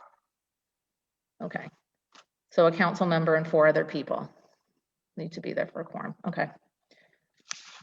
All right. Outside of the number, is there any discussion? Does anyone want to have a discussion about the wording of any of this? Any of the changes? No. Okay. Yeah, I have one more question about the number of people. If, like you said before, if there remains a seat unopened, so if Foley never appoints someone to that seat, that is not included in the quorum issue, correct? Yes. That is correct. Okay. And I don't know, I just feel like there could be an opportunity to think through this. I want to have a chance to really think through this carefully before I vote. So I'm honestly stalling right now, so I can make sure I can have it in my head how it's going to work really well. But I appreciate the time. Your Honor. Councilman Corbett. Just an observation, it would not raise the threshold for a quorum. That's not true. In the case of the 9-member and somebody was not appointed, then the number would be 4 for the quorum. Whereas if you went with a 7, the quorum still would be 4. So it depends on whether or not all 3 seats from the schools are in fact filled. If they are, well then you probably want the 5th person, just out of fairness to the will of the group. I mean, 5 out of 9 is not much, but if that's a hindrance, the roadblock isn't there because that's 4 votes then, if you see my point. So thank you. Mr. Mayor, Mr. Gettings. question for Mr. Sherman. I'm not calling Robert out on this because he's been on council a lot longer than I have, but is a quorum not, isn't it 1/2, Larry? They have a quorum. So if it was 4, would it be, I mean, if it was 8, would it be 4, or is that not true? Your Honor, I can answer that question. Please. Sorry, Mr. Sherman, you can correct me if I'm wrong, but when we did revise our boards and commissions, we revised all the wording so that a quorum would be 1/50% of the appointed membership. 1/2. Of the appointed membership. So if there was an open seat, that wouldn't count. Right, but 4 out of 8, you would need 5, wouldn't you, to qualify for a quorum? If there was 8 appointed members, that is correct. Yes. Thank you. Madam Mayor, let me raise one question. when this resolution was drafted, one of the concerns that HREC had was not reaching a quorum, but getting together with a few people that constituted a quorum. They were worried, oh my goodness, we have a quorum now, we're subject to the Open Meetings Act. So it was the reverse issue. And by increasing the number, it allows them to, one or two members, even though socially, if they met, it's not a meeting, but it allowed them to meet in a smaller group and have subcommittees. So it wasn't the concern, we're not going to have enough people at an official meeting. It's that we have too many people at an unofficial meeting. Your Honor. Councilwoman Clark. So, Mr. Sherman, that was only one part of the concerns that we discussed in the meeting, and that was a major one. 7 is the sweet spot we decided on because we thought that 9 people, and City Manager Melissa Marsh is actually the one who helped us come to this decision. 9 people may be too many, and if people don't show up to the meetings, which we have very frequently, then we won't be able to make any decisions.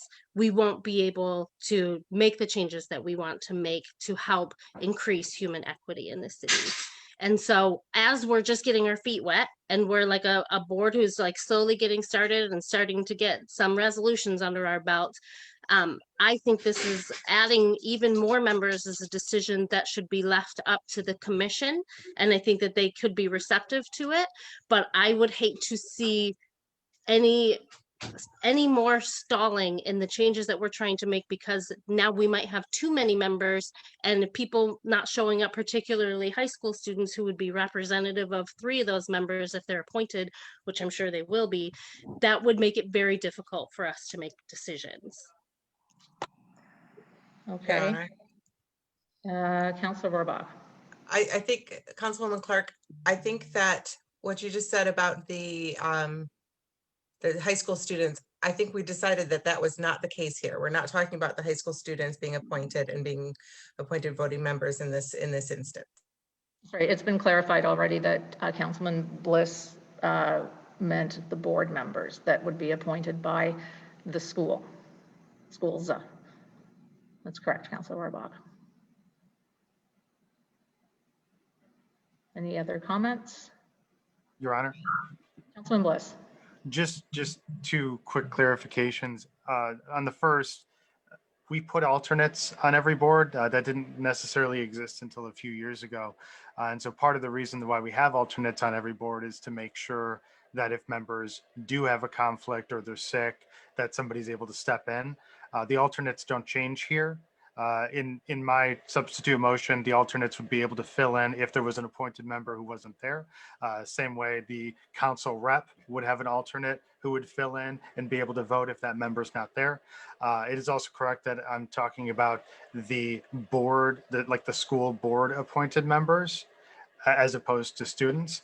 And I would also point out, it sounds like the HREC hasn't had an issue necessarily with attendance so far. If that ever changed, that's something we could definitely, adjust in the resolution. I also think, the Arts Board has significantly more members than even this, and we're, running similar size events to what you're doing with the Juneteenth, and you're not quite up to that level yet to be able to, I wasn't going to raise to that same level in my substitute motion because that's a big jump from where you're at today. But this substitute motion, I'm hoping, meets in the middle, gives you enough people that you can still accomplish everything that you're doing without it seeming so overwhelming with a ton of new voices. In fact, right now you're asking, the original resolution asked for 2 new voices added to the board. In my version that I'm proposing as a substitute, you're only adding 1 extra new voice because I'm trying to make the council rep a formal voting member like in most of our other boards. And so you're only adding 1 new voice. You still have the same members you have today. You still have the 2 alternates, but instead of adding 2 new members, we're adding 3 new members and then giving the council rep the ability to vote and represent the council on that board. That's it, Your Honor. Thank you, Mr. Bliss. Any other comments from council? Okay. So I think that adding on more people is important because we've got subcommittees. Mr. Bliss said that the Arts Board has, I think he said 4 or 5 who are on their subcommittees working. And the way that these subcommittees are, the subcommittees for the HREC, it's my understanding they all have 2 because they can't have more, because if they have more, then they're going to be at a quorum and we have this situation. So I would like to see, them being able to do what they want to do, what we've tasked them with doing. So yeah, I like that. I really like the idea of having the schools involved as well. I mean, really, if we're not teaching our children about diversity and about different religions, cultures, races, abilities, all these things, then what's the point?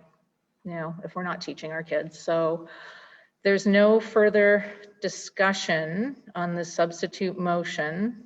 I'm going to ask the clerk to take a roll call vote on the substitute motion made by Councilman Bliss and seconded by Mayor Pro Tem Soltis.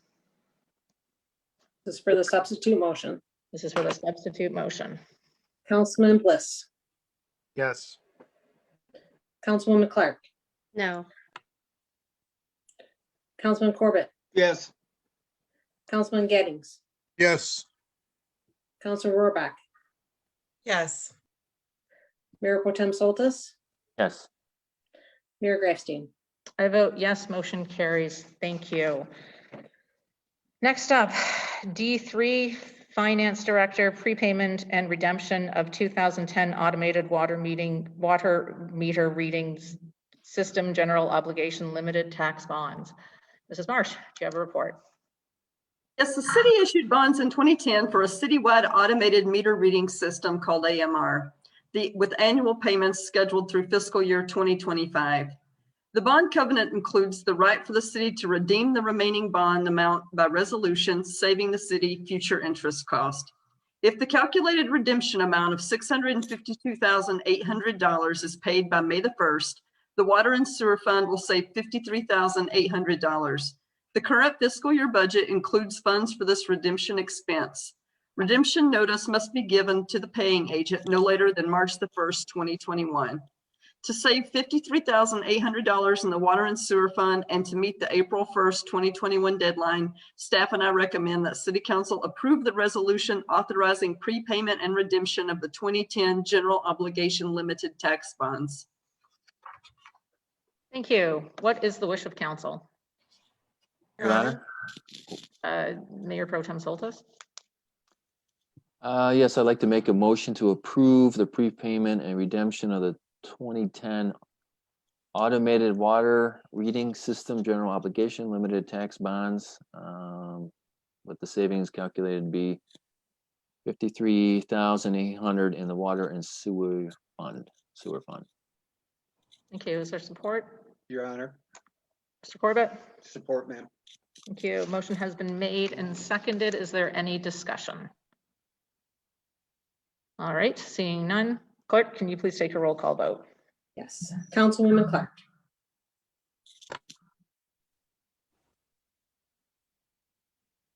Councilwoman Clark, can you do that again? I don't think anyone heard you. Yeah. Thank you. thank you. Councilman Corbett, Yes. Councilor Rohrbach. Yes. I'm sorry, I missed Councilman Gettings. Yes. Mayor Pro Tem Soltis, Yes. Councilman Bliss, I vote yes. Mayor Grafstein. I vote yes, motion carries. Thank you. Next up, D4 from the city clerk, the resolution to establish the crime commission. Mrs. Marsh, do you have a report? Yes, at the Mayor Grafstein and Mayor Pro Tem Soltis, council is being requested to consider a resolution to reestablish the crime commission. This resolution includes 6 resident members, 2 resident alternates, 1 council member representative, and 1 council member alternate. And if you would like for me to read the resolution, I can. I am okay with it not being read. Does anyone on council need it read in full? All right, I'll take that as a no. What is the wish of council? Your Honor. Councilwoman Clark? I would like to make a motion to approve the resolution to establish the crime commission. Do we need to talk about the six resident members, 2 alternates, council member representative, 1 council member alternate? Include that as well? No, that was fine, but thank you. Is there support? Your Honor. Mr. Corbett? Support. Thank you. Motion has been made and seconded to establish the crime commission. Is there any discussion? Your Honor. Councilwoman Clark. I am going to echo the sentiments that we heard from Lenart Sanawa this evening on public comment. It became like we became quickly aware that the crime commission was something that was going to be overwhelming for our commission, and it was something that definitely needed to exist. I definitely think that there is a way for both commissions to work hand in hand very closely together, and I'm excited for that opportunity. But yes, we also agree that the crime commission should also be its own commission. All right. Thank you. Any other comments from council? Your Honor. Councilman Bliss. I have a quick clarification before my comment. It says that the council rep, it says one ex officio member shall be a council member with a vote. And then it has the alternate piece. Is that the proper way that we should be wording that?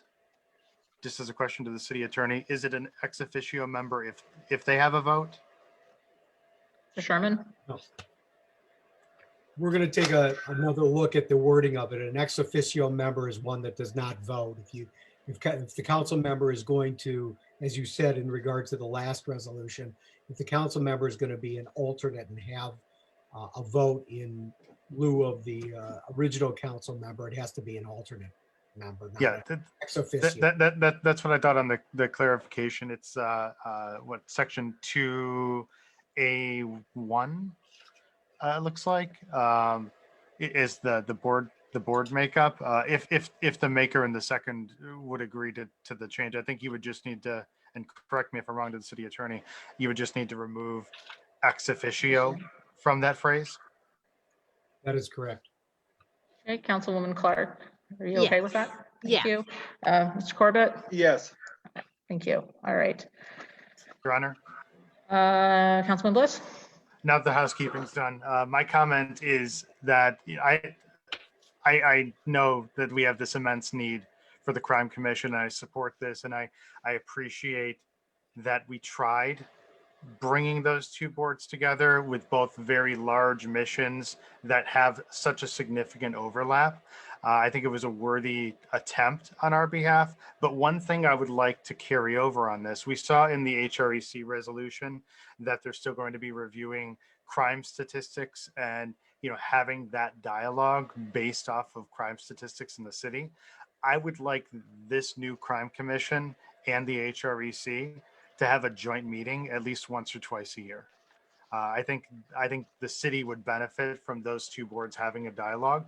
It didn't quite work as one board in and of itself, but I think having them meet together once or twice a year would accomplish similarly what we had tried to accomplish back in August when we did this in the first place.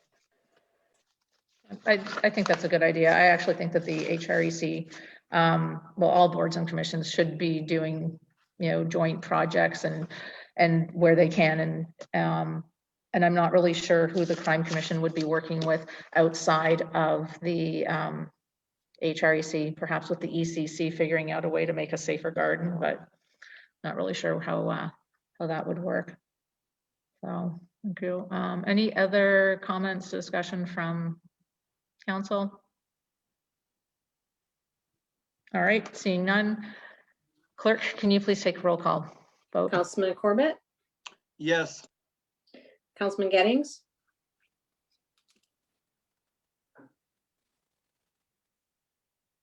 Yes. Thank you. Councilor Rohrbach? Yes. Mayor Pro Tem Soltis? Yes. Councilman Bliss? Yes. Councilwoman Clark? Yes. Mayor Grafstein? I vote yes, motion carries. Thank you. Next up, item D5, which was added this evening regarding the declaration for a state of emergency. Mrs. Marsh, do you have a report? Yes, the current Public Act 254 of 2020 amended the Open Meetings Act to allow public bodies to conduct electronic virtual meetings with remote participation through March 31st, 2021. The Michigan Department of Health and Human Services issued an emergency order on March the 2nd of 2021 that limits the number of persons permitted to attend indoor gatherings and requires the implementation of social distancing protocols and the wearing of face masks. The order directly impacts our ability to conduct indoor public meetings. Further, COVID-19 and the possible exposure to persons affected with it and the emergence of new COVID variants, the current upward trend of COVID cases, and the gradual and systematic programming of vaccinating the general public constitute a clear and present danger to the health, safety, and welfare of our residents. Therefore, I am requesting that City Council declare a state of emergency from April 1st to June 30th, 2021, in order to allow for the continuation of virtual meetings until that time. Thank you. What is the wish of council? Your Honor, Councilman Corbett. I move that the council adopt the recommended state of emergency declaration for the reasons stated. All right, thank you. Is there support? Your Honor. Councilwoman Clark? I'll support. Thank you. Motion has been made and seconded to declare a state of emergency. Is there any discussion? Your Honor. Councilman Bliss?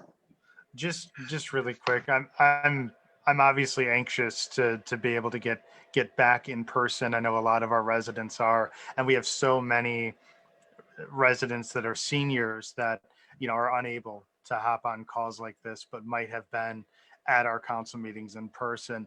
But it's for those people we do have to at least temporarily continue to meet virtually. The challenge is if we didn't do this to the public, that the challenge would be that we would then be forcing all of our boards and committees, you know, our staff, everybody to be doing those in-person meetings. And it would be challenging given the size and layout of the council chambers right now. I mean, I'd love to make sure that we can get in as early as possible. And so I think similar to my request from staff on the reporting side for the attorney fees, if we could just stay apprised of the vaccine percentages in the city, any data that we can get from Oakland County. As soon as we can get in person, I want us to be able to do so. But I would agree that right now is not the time for us to do that. Vaccines are just now starting to really ramp. Adults over 50 are now able to get it. So I'm hoping that in 6 to 8 weeks, we're going to be able to be back in person, and I look forward to that. Thank you, Councilman Bliss. Your Honor. Councilor Rohrbach.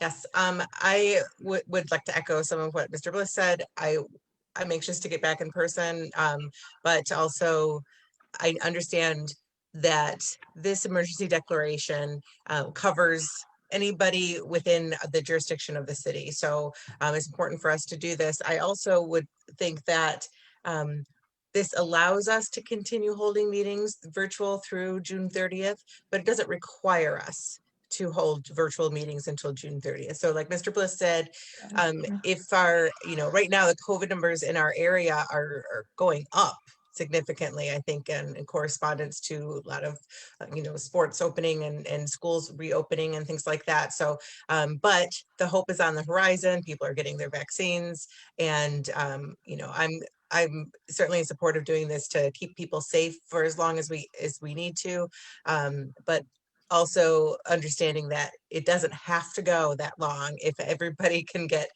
we can get a decent percentage of our population vaccinated, I would be willing to have us go back in person if we so chose to. And I'm going to say also, I'm disappointed. I just want on the record, I'm disappointed with the legislature for not taking this up before they are headed out on a 2-week break. I'm not going to say vacation because it's not. They're still working, but they're not going to session. And I lay this on the feet of the legislature right now because they need to take up these issues and including this emergency declaration and not hamstring anybody. It's still a pandemic and we still need to take it seriously. Thank you. Your Honor, Mr. Sherman. I'd like to add to the discussion the fact that there are bills pending in the legislature. They have not acted on it, as Representative Ellison indicated. There's very good reasons for the city to declare a local state of emergency, which could be rescinded if necessary by council. But it's better to be safe than sorry. The numbers are trending the wrong way. The state legislature hasn't acted, and because of their lack of continuing the amendments to the Open Meetings Act, I think it was imperative for the city council to take this action. Ferndale was taking up this issue tonight, Royal Oak in the same way. Some cities, Troy, for example, adopted a hybrid where some members of council could appear in person, others with medical issues could appear virtually, and other cities like Berkeley, who adopted this resolution, same thing a week ago, they're physically not able to meet with the guideline restrictions in terms of social distancing and being able to conduct their meetings in a very small council chamber. So there are a lot of reasons for council to take this action. All right, thank you, Mr. Sherman. Any other comments, questions from council? All right. Yes, I'm glad that we are doing this tonight. Technically we could wait until the 30th or the 31st, but then we'd have to call a special council meeting, and it doesn't make any sense. It is possible that the county will declare a state of emergency and we'll be under them, but by doing this tonight, we're taking care of ourselves. And it is possible that in the next 6 to 8 weeks, we remove it. We say we can come back early, but for now, should this pass, then we will continue holding our meetings as we are, and our boards and commissions will continue holding their meetings remotely. However, as the weather is getting nice, if people would like to meet in person, I believe that they can. I think that will be their choice that Councilor Rohrbach alluded to. So if there is no other discussion, Clerk, can you please take a roll call vote? Councilman Gettings? Yes. Councilor Rohrbach? Yes. Mayor Pro Tem Soltis? Yes. Councilman Bliss? Yes. Councilwoman Clark? Yes. Councilman Corbett? Yes. Mayor Grafstein? I vote yes, motion carries. Thank you. Second page of the agenda. We haven't had a long one for a while. We've got bids and awards purchases, F1, the purchasing coordinator, code enforcement, contractual weed mowing, and debris removal. Mrs. Marsh, do you have a report? Yes, on February 5th, the bid for code enforcement, mowing, and debris removal was posted at City Hall and on Mitten. It was also emailed to 280 vendors. Of those, 29 vendors downloaded the documents, and on February 23rd, 5 bids were opened. The lowest qualified bidder was Ronnie's Landscaping with a unit price of $20 per single lot, $25 per double lot, $20 per quarter hour of a large lot mowing, and $15 per quarter hour for debris removal. Ronnie's Landscaping has provided mowing services to the city years ago, and all current references came back positive. Staff and I would respectfully request that council award the bid to Ronnie's Landscaping for a 1-year contract at the unit rates indicated, with the option to extend on a year-to-year basis thereafter upon written agreement for the parties. We would also respectfully request that council authorize the city to proceed to the next lowest bidder if the contract with Ronnie's Landscaping is canceled due to non-performance of other issues. Thank you. What is the wish of council? Your Honor. Councilor Rohrbach. I move that council awards the bid to Ronnie's Landscaping for a 1-year contract at the unit pricing of $20 per single lot, $25 per double lot, $20 per quarter hour for large lot mowing, and $15 per quarter hour for debris removal. Let's see, with the option to extend on a year-to-year basis thereafter upon written agreement of the parties, and that we authorize the city to proceed with the next lowest bidder if the contract with Ronnie's Landscaping is canceled due to non-performance or other issues. Great, thank you. Is there support? Ms. Grafstein, Mr. Gettings? I'll support. Thank you. Motion has been made and seconded for the purchasing coordinator. Is there any discussion? All right, seeing none, clerk, can you please take a roll call vote? Councilor Rohrbach, Yes. Mayor Pro Tem Soltis, Yes. Councilman Bliss, Yes. Councilwoman Clark, Yes. Councilman Corbett, Yes. Councilman Gettings, Yes. Mayor Grafstein. Vote yes, motion carries. Thank you. Next up, F2 from the DPS Director, contract extension with Ciparoni Contracting for major and local sectional concrete repair projects. Mrs. Marsh, do you have a report? Yes, in February of 2020, the bid for major local sectional concrete replacement program was awarded to Ciparoni Contracting for fiscal year 2021. Ciparoni has provided the city with excellent work on the projects in question and has expressed its willingness to extend its contract pricing for the upcoming 21-22 construction season. The city's consulting engineering firm, Norwick & Frous, has analyzed this request. Considering current market conditions of inflated construction cost, they have determined that it would be in the best interest of the city to extend this contract for 1 year.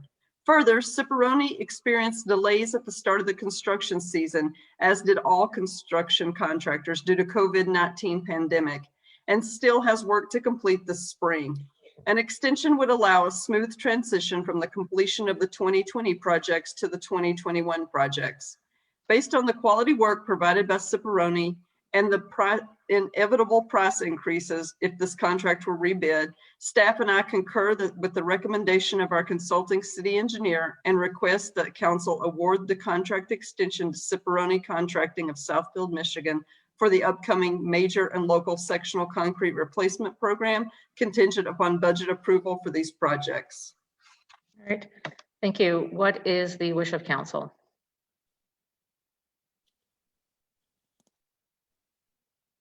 Your Honor, Mr. Corbett? I move that the council concur with recommendation of staff for the extension of the contract with, hope I say this right, Ciparoni Contractors, concrete contractors. Thank you. Is there support? Your Honor, Councilwoman Clark? I'll support.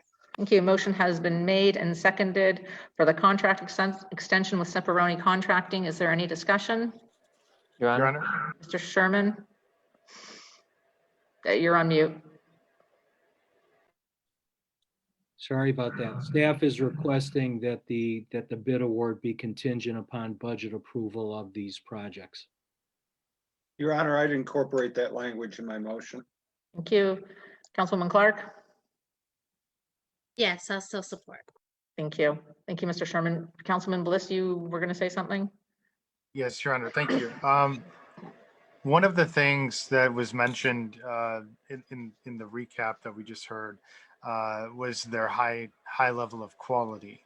And I know some of the previous work that had been done in the city by other contractors with different mixes haven't held up very well.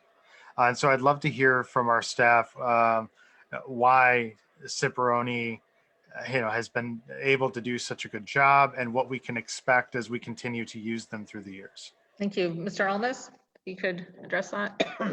Thank you, Your Honor. The quality of concrete that was put down, this goes back to, I want to say 1995 through 2005, I believe it was, had to deal with the cement that was being used in the concrete. That was a negative reaction. It's called ASR, and I'm no expert in this, but it was a reaction from the saw cutting. That has been corrected, in large part due to the cement that's now being used in the mix design. But I assure you, if Ciparoni or any other contractor in the city didn't give us high quality work, they wouldn't be working here, and I certainly wouldn't be recommending it for any projects or contract extension. All right, thank you. Is there any other? Your Mr. Honor? Schultes? Yeah, please Yeah. go ahead.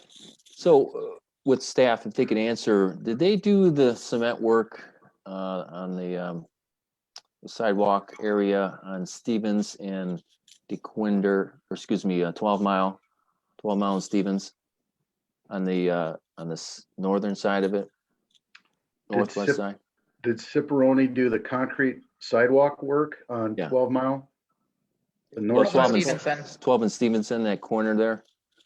And I guess did you put in a new bike light or whatever, you have to hit the button No, so then- not to my knowledge. Somebody did just recently though. Because I was You're- right. The reason I'm asking is because I was disappointed. I was right, I'm riding my bike and the sidewalk had all the debris that, concrete debris, little pieces all over. I was just wondering. Their washout in that area. Ciparoni didn't perform any work over there at 12 and Okay. Stevenson or the 12 and Stevenson area. So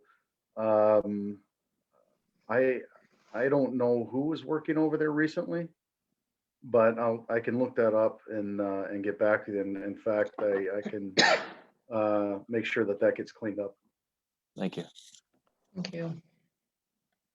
All right, any other questions, comments from council? Okay, seeing none. Clerk, can you please take a roll call vote? Mayor Pro Tem Soltis, Yes. Councilman Bliss, Yes. Councilwoman Clark, Yes. Councilman Corbett, Yes. Councilman Gettings, Yes. Councilor Rohrbach, Yes. Mayor Grassi. I vote yes, motion carries. Thank you. Minutes. Next up is minutes. So first up, we have the special city council meeting minutes of March 8th. What's the wish of council? Your Honor, Councilwoman Clark, I'd like to make a motion to approve the special city council meeting minutes of 3/8/2021. thank you. Is there support? Your Honor. Support. Oh, sorry. Councilor Rohrbach. Support. Support. Is there any discussion? Seeing none, clerk, can you please take a roll call vote? Councilman Bliss, Yes. Councilwoman Clark, Yes. Councilman Corbett, Yes. Councilman Gettings, Yes. Councilor Rohrbach, Yes. Mayor Pro Tem Soltis, Yes. Mayor Grassi. Vote yes, motion carries. Thank you. And then finally, we have the regular city council meeting minutes of March 8th, 2021. Do I have a motion? Council? Your Honor, Councilman Corbett, move to approve as printed the regular council meeting minutes from March the 8th, 2021. thank you. Is there support? Your This is Honor. Mayor. Mayor Pro Tem Soltis. I support. Thank you. Motion has been made and seconded to approve the regular city council meeting minutes of March 8th. Is there any discussion? Seeing none, clerk, can you please take a roll call vote? Councilwoman Clark, Yes. Councilman Corbett, Yes. Councilman Gettings, Yes. Councilor Rohrbach, Yes. Mayor Pro Tem Soltis, Yes. Councilman Bliss, Yes. Mayor Grassi. Vote yes, motion carries. That's it for our regular council meeting. So I am going to now invite closing comments, starting with Councilman Corbett. Just a couple items this evening. I think I would encourage, I'm sure, just add my voice to the people encouraging residents when their number is called to get their vaccination. My wife and I are finishing ours. Well, I got mine, second one last week, and she'll be getting hers later. I think it's terribly important to beat down this virus that's afflicting the world. And we do our part here in Madison Heights, and so I would encourage you. Oakland County is a very good resource. I think the representative mentioned that. Go to Oakland County, whatever it is, the Oakland County website, and they pretty clearly will direct you to a place where you can register.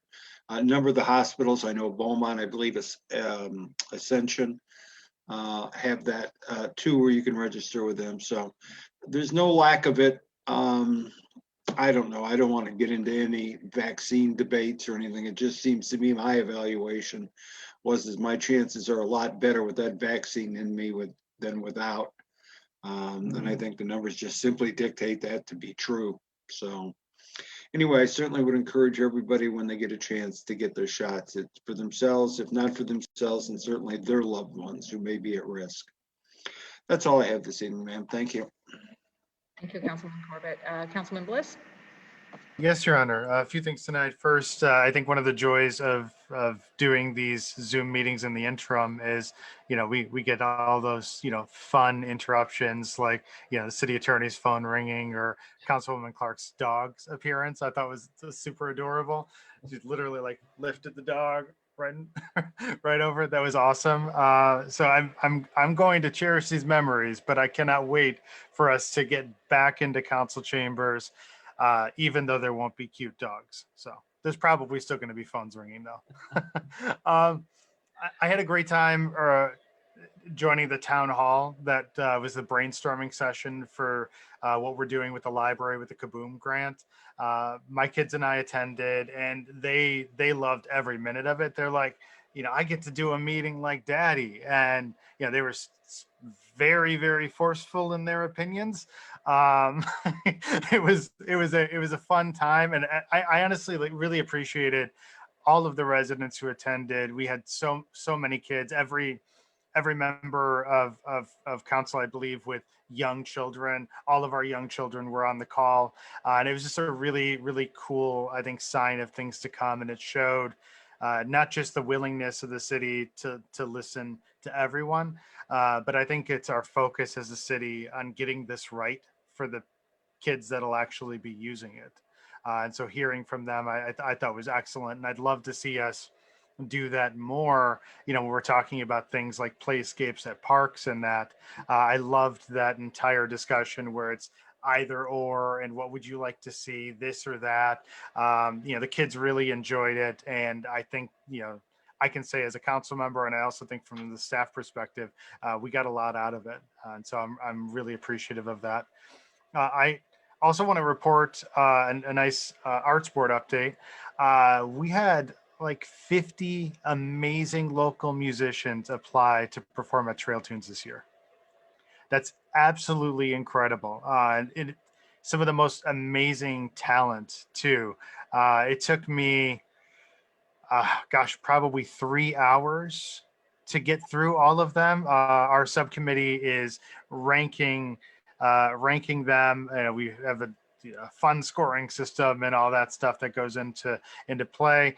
And at our arts board meeting tomorrow, the whole arts board is going to approve the full 20 musician lineup for this year's Trail Tunes. And I think everybody's going to be really excited when we formally release that list to the public and we start sharing some of their performance videos that they shared with us. I think the public is going to get even more excited than they already were for this year's Trail Tunes event. And so hats off and, great appreciation to the planning committee on that. If I'm putting in 3 hours, I'd imagine they are too, going through the scoring. And that's a lot of work that you don't necessarily think about when you come and attend one of those festivals. I also want to thank the staff for pushing out our now second annual quality of life board call for projects. That started as just a way to reallocate some small budget savings I found last year. And I'm really excited to be able to see that continue as a formal ongoing program where we're able to turn savings from whether it's contract differences or a difference in spending on office supplies or whatever, into the things that our citizen boards believe would most impact the community, helping us to do events bigger than we otherwise would have, helping us to do things that we never would have been able to do. Just as a point of reference, last year that put murals in grounds, that planted trees, that got the MiFi devices that were critical for the technology to be able to be rented out by the public at our library. So many amazing things off of that program, and I cannot wait to see what our boards come up with this year. And so I'm really excited to to go through that. I'm on a few. We're going to discuss at the quality of life boards that I'm in. I know other council members are going to be doing the same. And I'm just really excited for that to come back across council's desk and for us to have this conversation with all of the residents watching on what are the cool things that we're going to be able to do, because we have such a fiscally responsible staff in place to be able to make sure that we're never spending more than we have to. My final item, we just finished a strategic planning session where we dug into the entire park system and all of the needed repairs. And there's so much needed repairs in our park system. There's so many aging structures. There's playscapes that just simply aren't safe by today's standards, let alone if they're falling apart. And so I'm really excited to see this long-term plan that was unveiled to council on how we're going to go about replacing. DPS staff put in a ton of work on it, and it was greatly appreciated.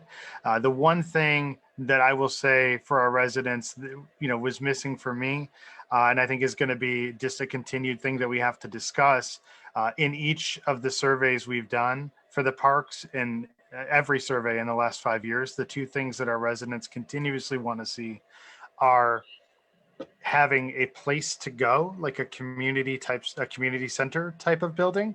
Doesn't have to be large, but there's a real need for that indoor type of play. And then there's a huge desire for a splash pad. And so those two things, I don't know if we can do either of them. I don't even know if it's going to be feasible for the city in either direction, but I do know that we have to keep having the discussion. And I do know that we need to have a long-term plan in place if one of those things is a priority and we want to be able to do the right thing and provide that to our citizens. We need to start putting some money away each and every year to make sure that we'll have the option to do it after enough time. So just an encouragement for staff and my colleagues. Those are big ticket items. And I understand in a single year, we cannot afford $500,000 for a splash pad. But if we plan for it long-term, we can, particularly if we're planning for it while submitting for matching grants, because that takes the $500,000 down to $250,000. And over the course of a few years, I think it's very, very doable. We just have to put in that perspective, and that, in the same long-term planning that we do in every other area, I think we should do for brand new parks amenities that benefit the families of our city, our seniors, that have specific amenities that are targeting demographics that don't necessarily have the same representation in our park system today. So that's it. That's my time. Thank you, Your Honor. Thank you, Councilman Bliss. Councilor Rohrbach, you're up. All right. I want to say first, I just want to tell you all that I was honored to be appointed to the Clinton River Watershed Council's Board of Directors last week. And I'm looking forward to working with that Board of Directors on their mission to protect and work with the Clinton River Watershed, which includes the Red Oaks River that runs through here in Madison Heights. So it's part of the watershed. So I was honored to be asked and to be able to serve on that group. I'm also really happy about the closed captioning. The city manager and I talked about it this week, and so she was able to turn it on. I noticed it is not, when we do the Facebook Live of these meetings, it doesn't translate on there. So I don't know if that's a setting that staff can look at to see if that's something that we can make sure. So just so it's, accessible to folks. My husband works with students with disabilities at Oakland Community College, and having closed captioning for both the hard of hearing as well as the hearing, it really is very helpful. And it's a automated system, so it doesn't always get every word that we say perfectly. It definitely says COVID is coven, so that's something that happens. But I am really encouraged that, because it can be helpful to everybody. And I hope we can make it accessible on other platforms as well. I want to say the Kaboom grant, like Mr. Bliss said, I won't go back into it, but that was a really fun meeting with those kids. The ideas that they had were just phenomenal. It just made me, I just love it. It's so great. And I'm really excited, everybody, when it gets done and it's around the library and there are places to go and, you know, activities to do, and it's gonna be so cool. I'm so pumped about it. Oh, well, the ECC has been working on a lot of things, but right this coming weekend on the 27th at 10 a.m., we're meeting at Wilkinson Middle School. Anybody can join us, and we're going to meet in the parking lot. Everybody will get an assignment and some gloves and a trash bag and a vest, and be sent out. We're going to try and do the litter pickup all along John R. Road from 10 Mile all the way to 14 Mile.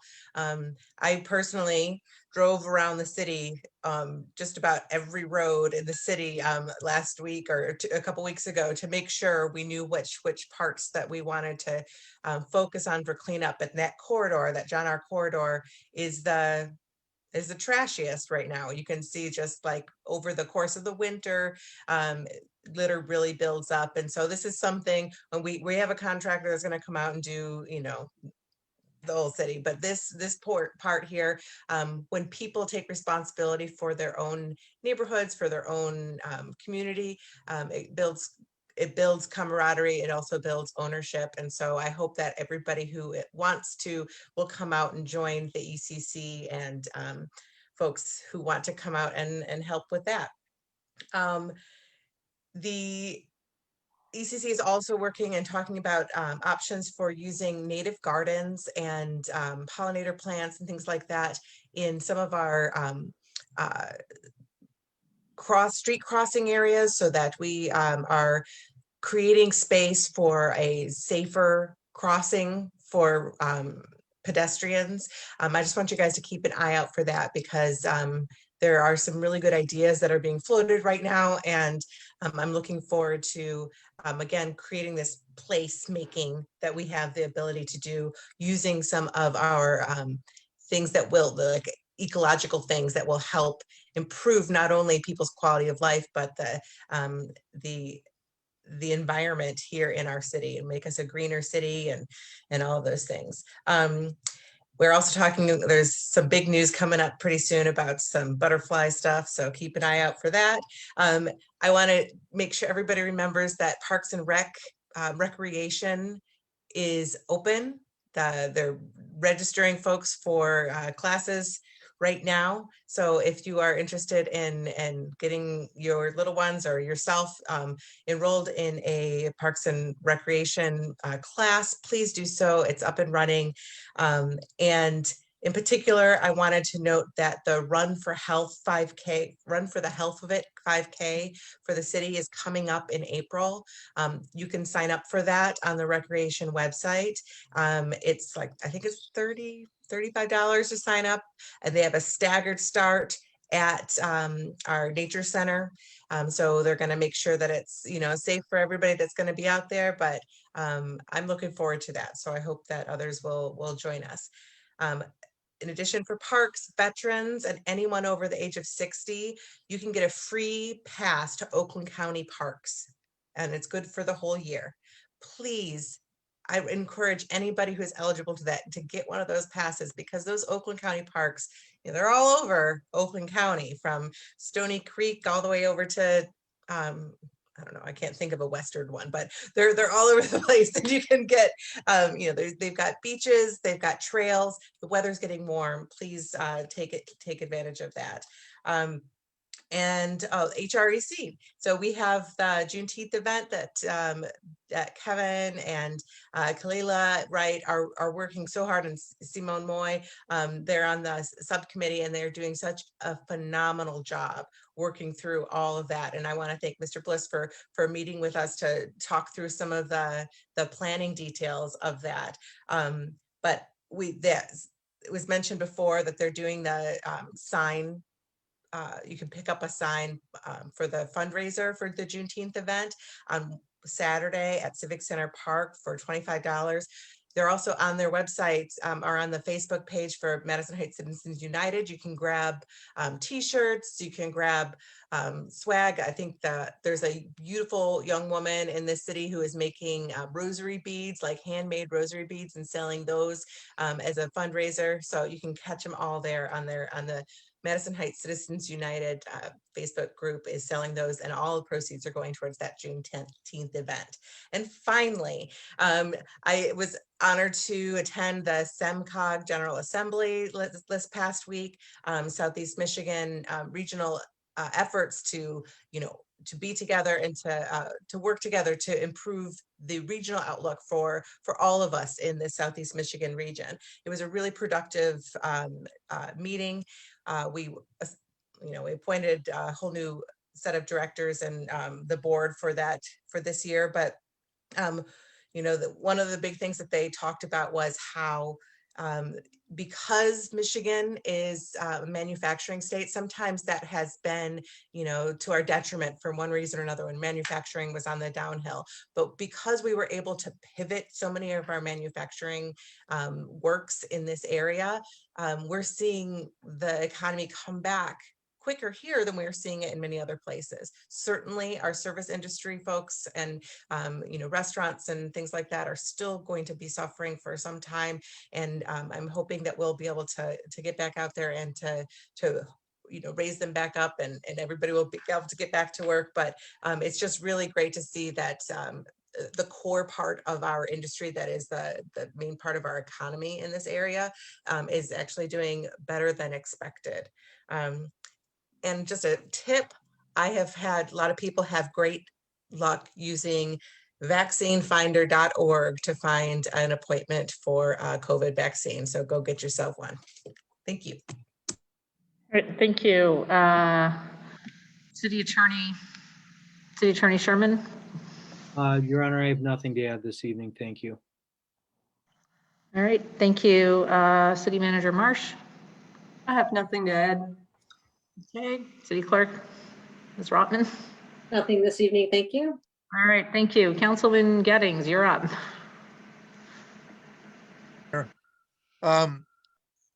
Councilman Roebuck stole my one item, but I'll reiterate it if I could.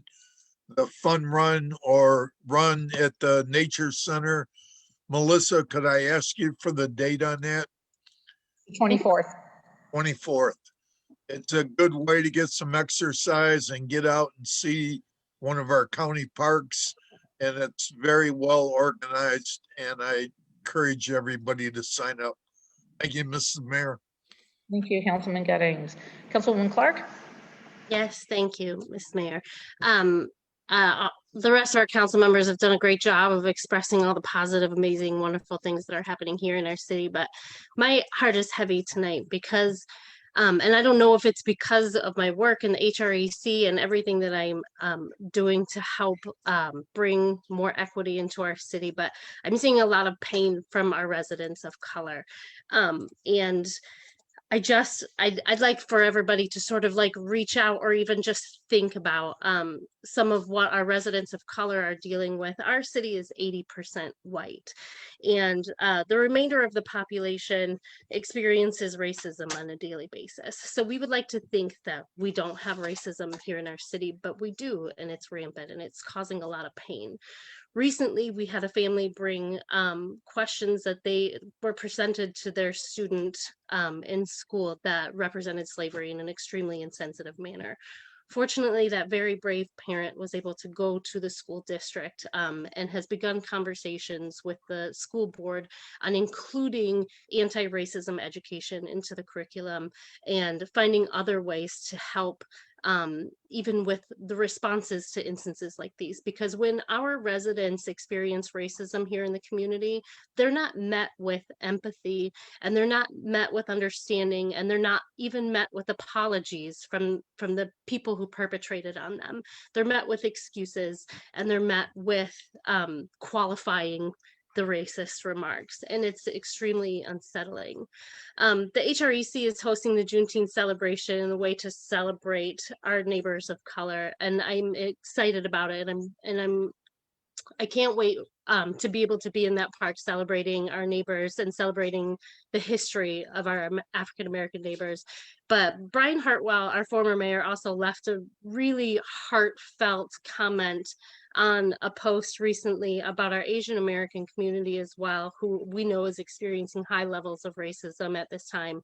And I feel like he had developed a really great, strong relationship with our Asian community. And I'm not sure that we have, as a city council, upheld that in a real meaningful way since he's left. And I'd like to see us do that. I'd like to see us back out there building these relationships and making sure that these needs are being met and that they all of our residents of color, everyone in the city is having their needs met and is not facing racism on a daily basis. And I'd like to see all of city council see what they can do to help support that. That's all I have for this evening. Thank you, Councilwoman Clark. Mayor Pro Tem Soltis. Nothing, Your Honor. Thank you. All right, thank you. Okay, I have a few things want to go over. First off is one of our comments tonight came from Saeed Maturza, and he made a comment. It sounded like he was trying to get in touch with, it sounded like city staff, and they weren't. I'm going to read, Mr. Maturza, I'm going to reach out to you to see exactly what that is. I know that sometimes people will reach out to me on social media, and I request that they send it to me specifically here. If I know the department, I might tell them. So I do want to reach out to you to find out exactly what happened there. I'm hoping that that's been resolved. Our staff still is working from home sometimes. They're not always here. So there might be a delay. That's not what this sounded like. This sounded like no one got back to him. So just if that happens, if everyone can just give a little bit of grace of a couple of days, knowing that everyone's being a bit overworked right now and not always here. But I will reach out to you to sort of get what the information was and find out what happened with that and make sure that whatever your situation was taken care of. State Representative Ellison mentioned that for Captain Brozich, he's going to be requesting that the state designate a part of the highway for him. And he'd mentioned this to me when we went to the funeral a couple of weeks ago, and I thought that was a great idea. It's a great way to remember one of our fallen heroes.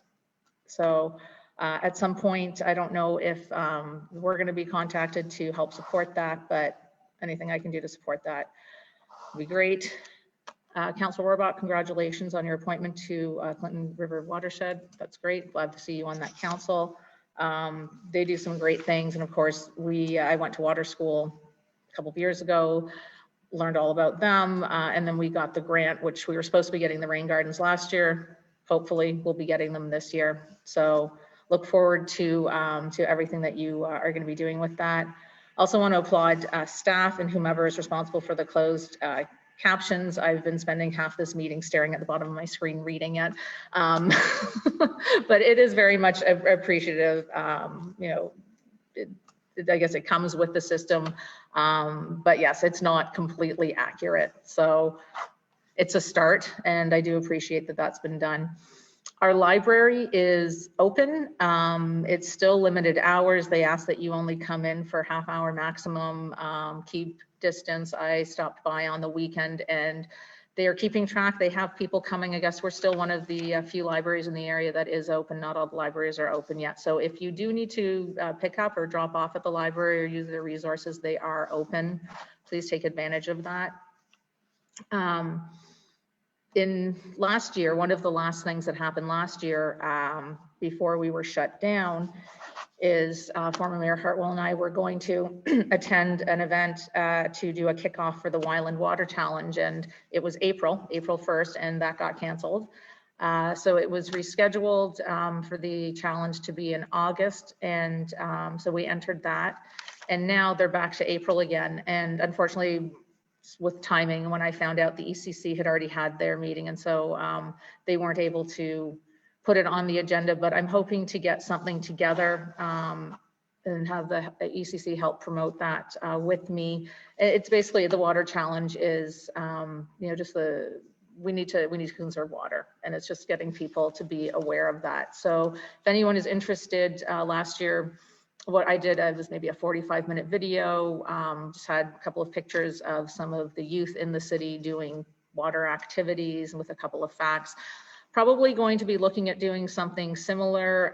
So if anyone is interested in participating in that, just please reach out to me or Councilor Rohrbach, or I believe Councilwoman Clark is the alternate on the ECC as well. So one of us can help you with that, or you can help us with that. Councilor Rohrbach mentioned that she was at the SEMCOG General Assembly, but she forgot to say that she was also virtually in Lansing last week for the MML.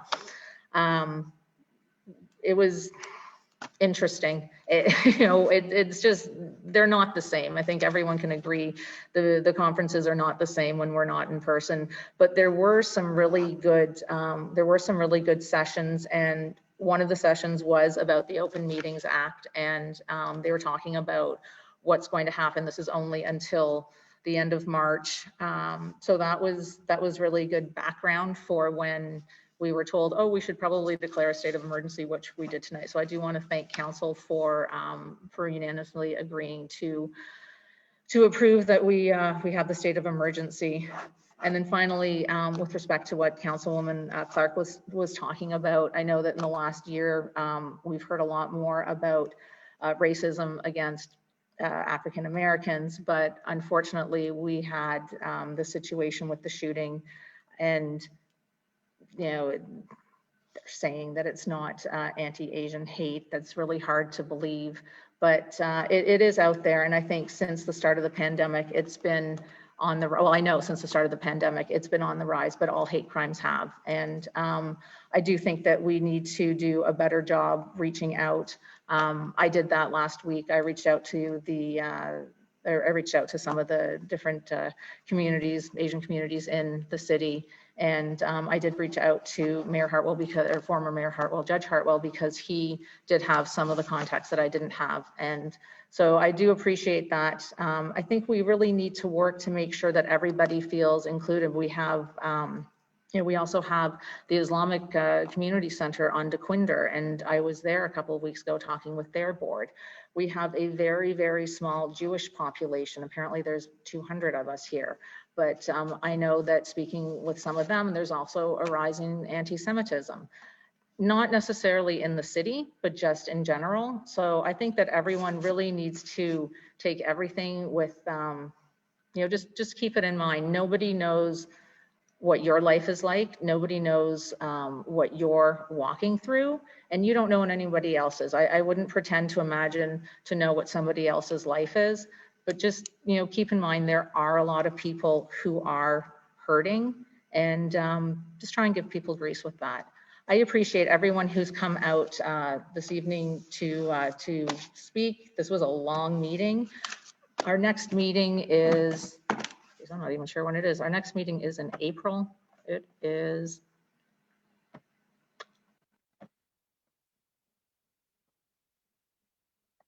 April 12th. So I've got that our next meeting is 7:30 on Monday, April 12th. The time is now 10:04. This meeting is adjourned. Good night.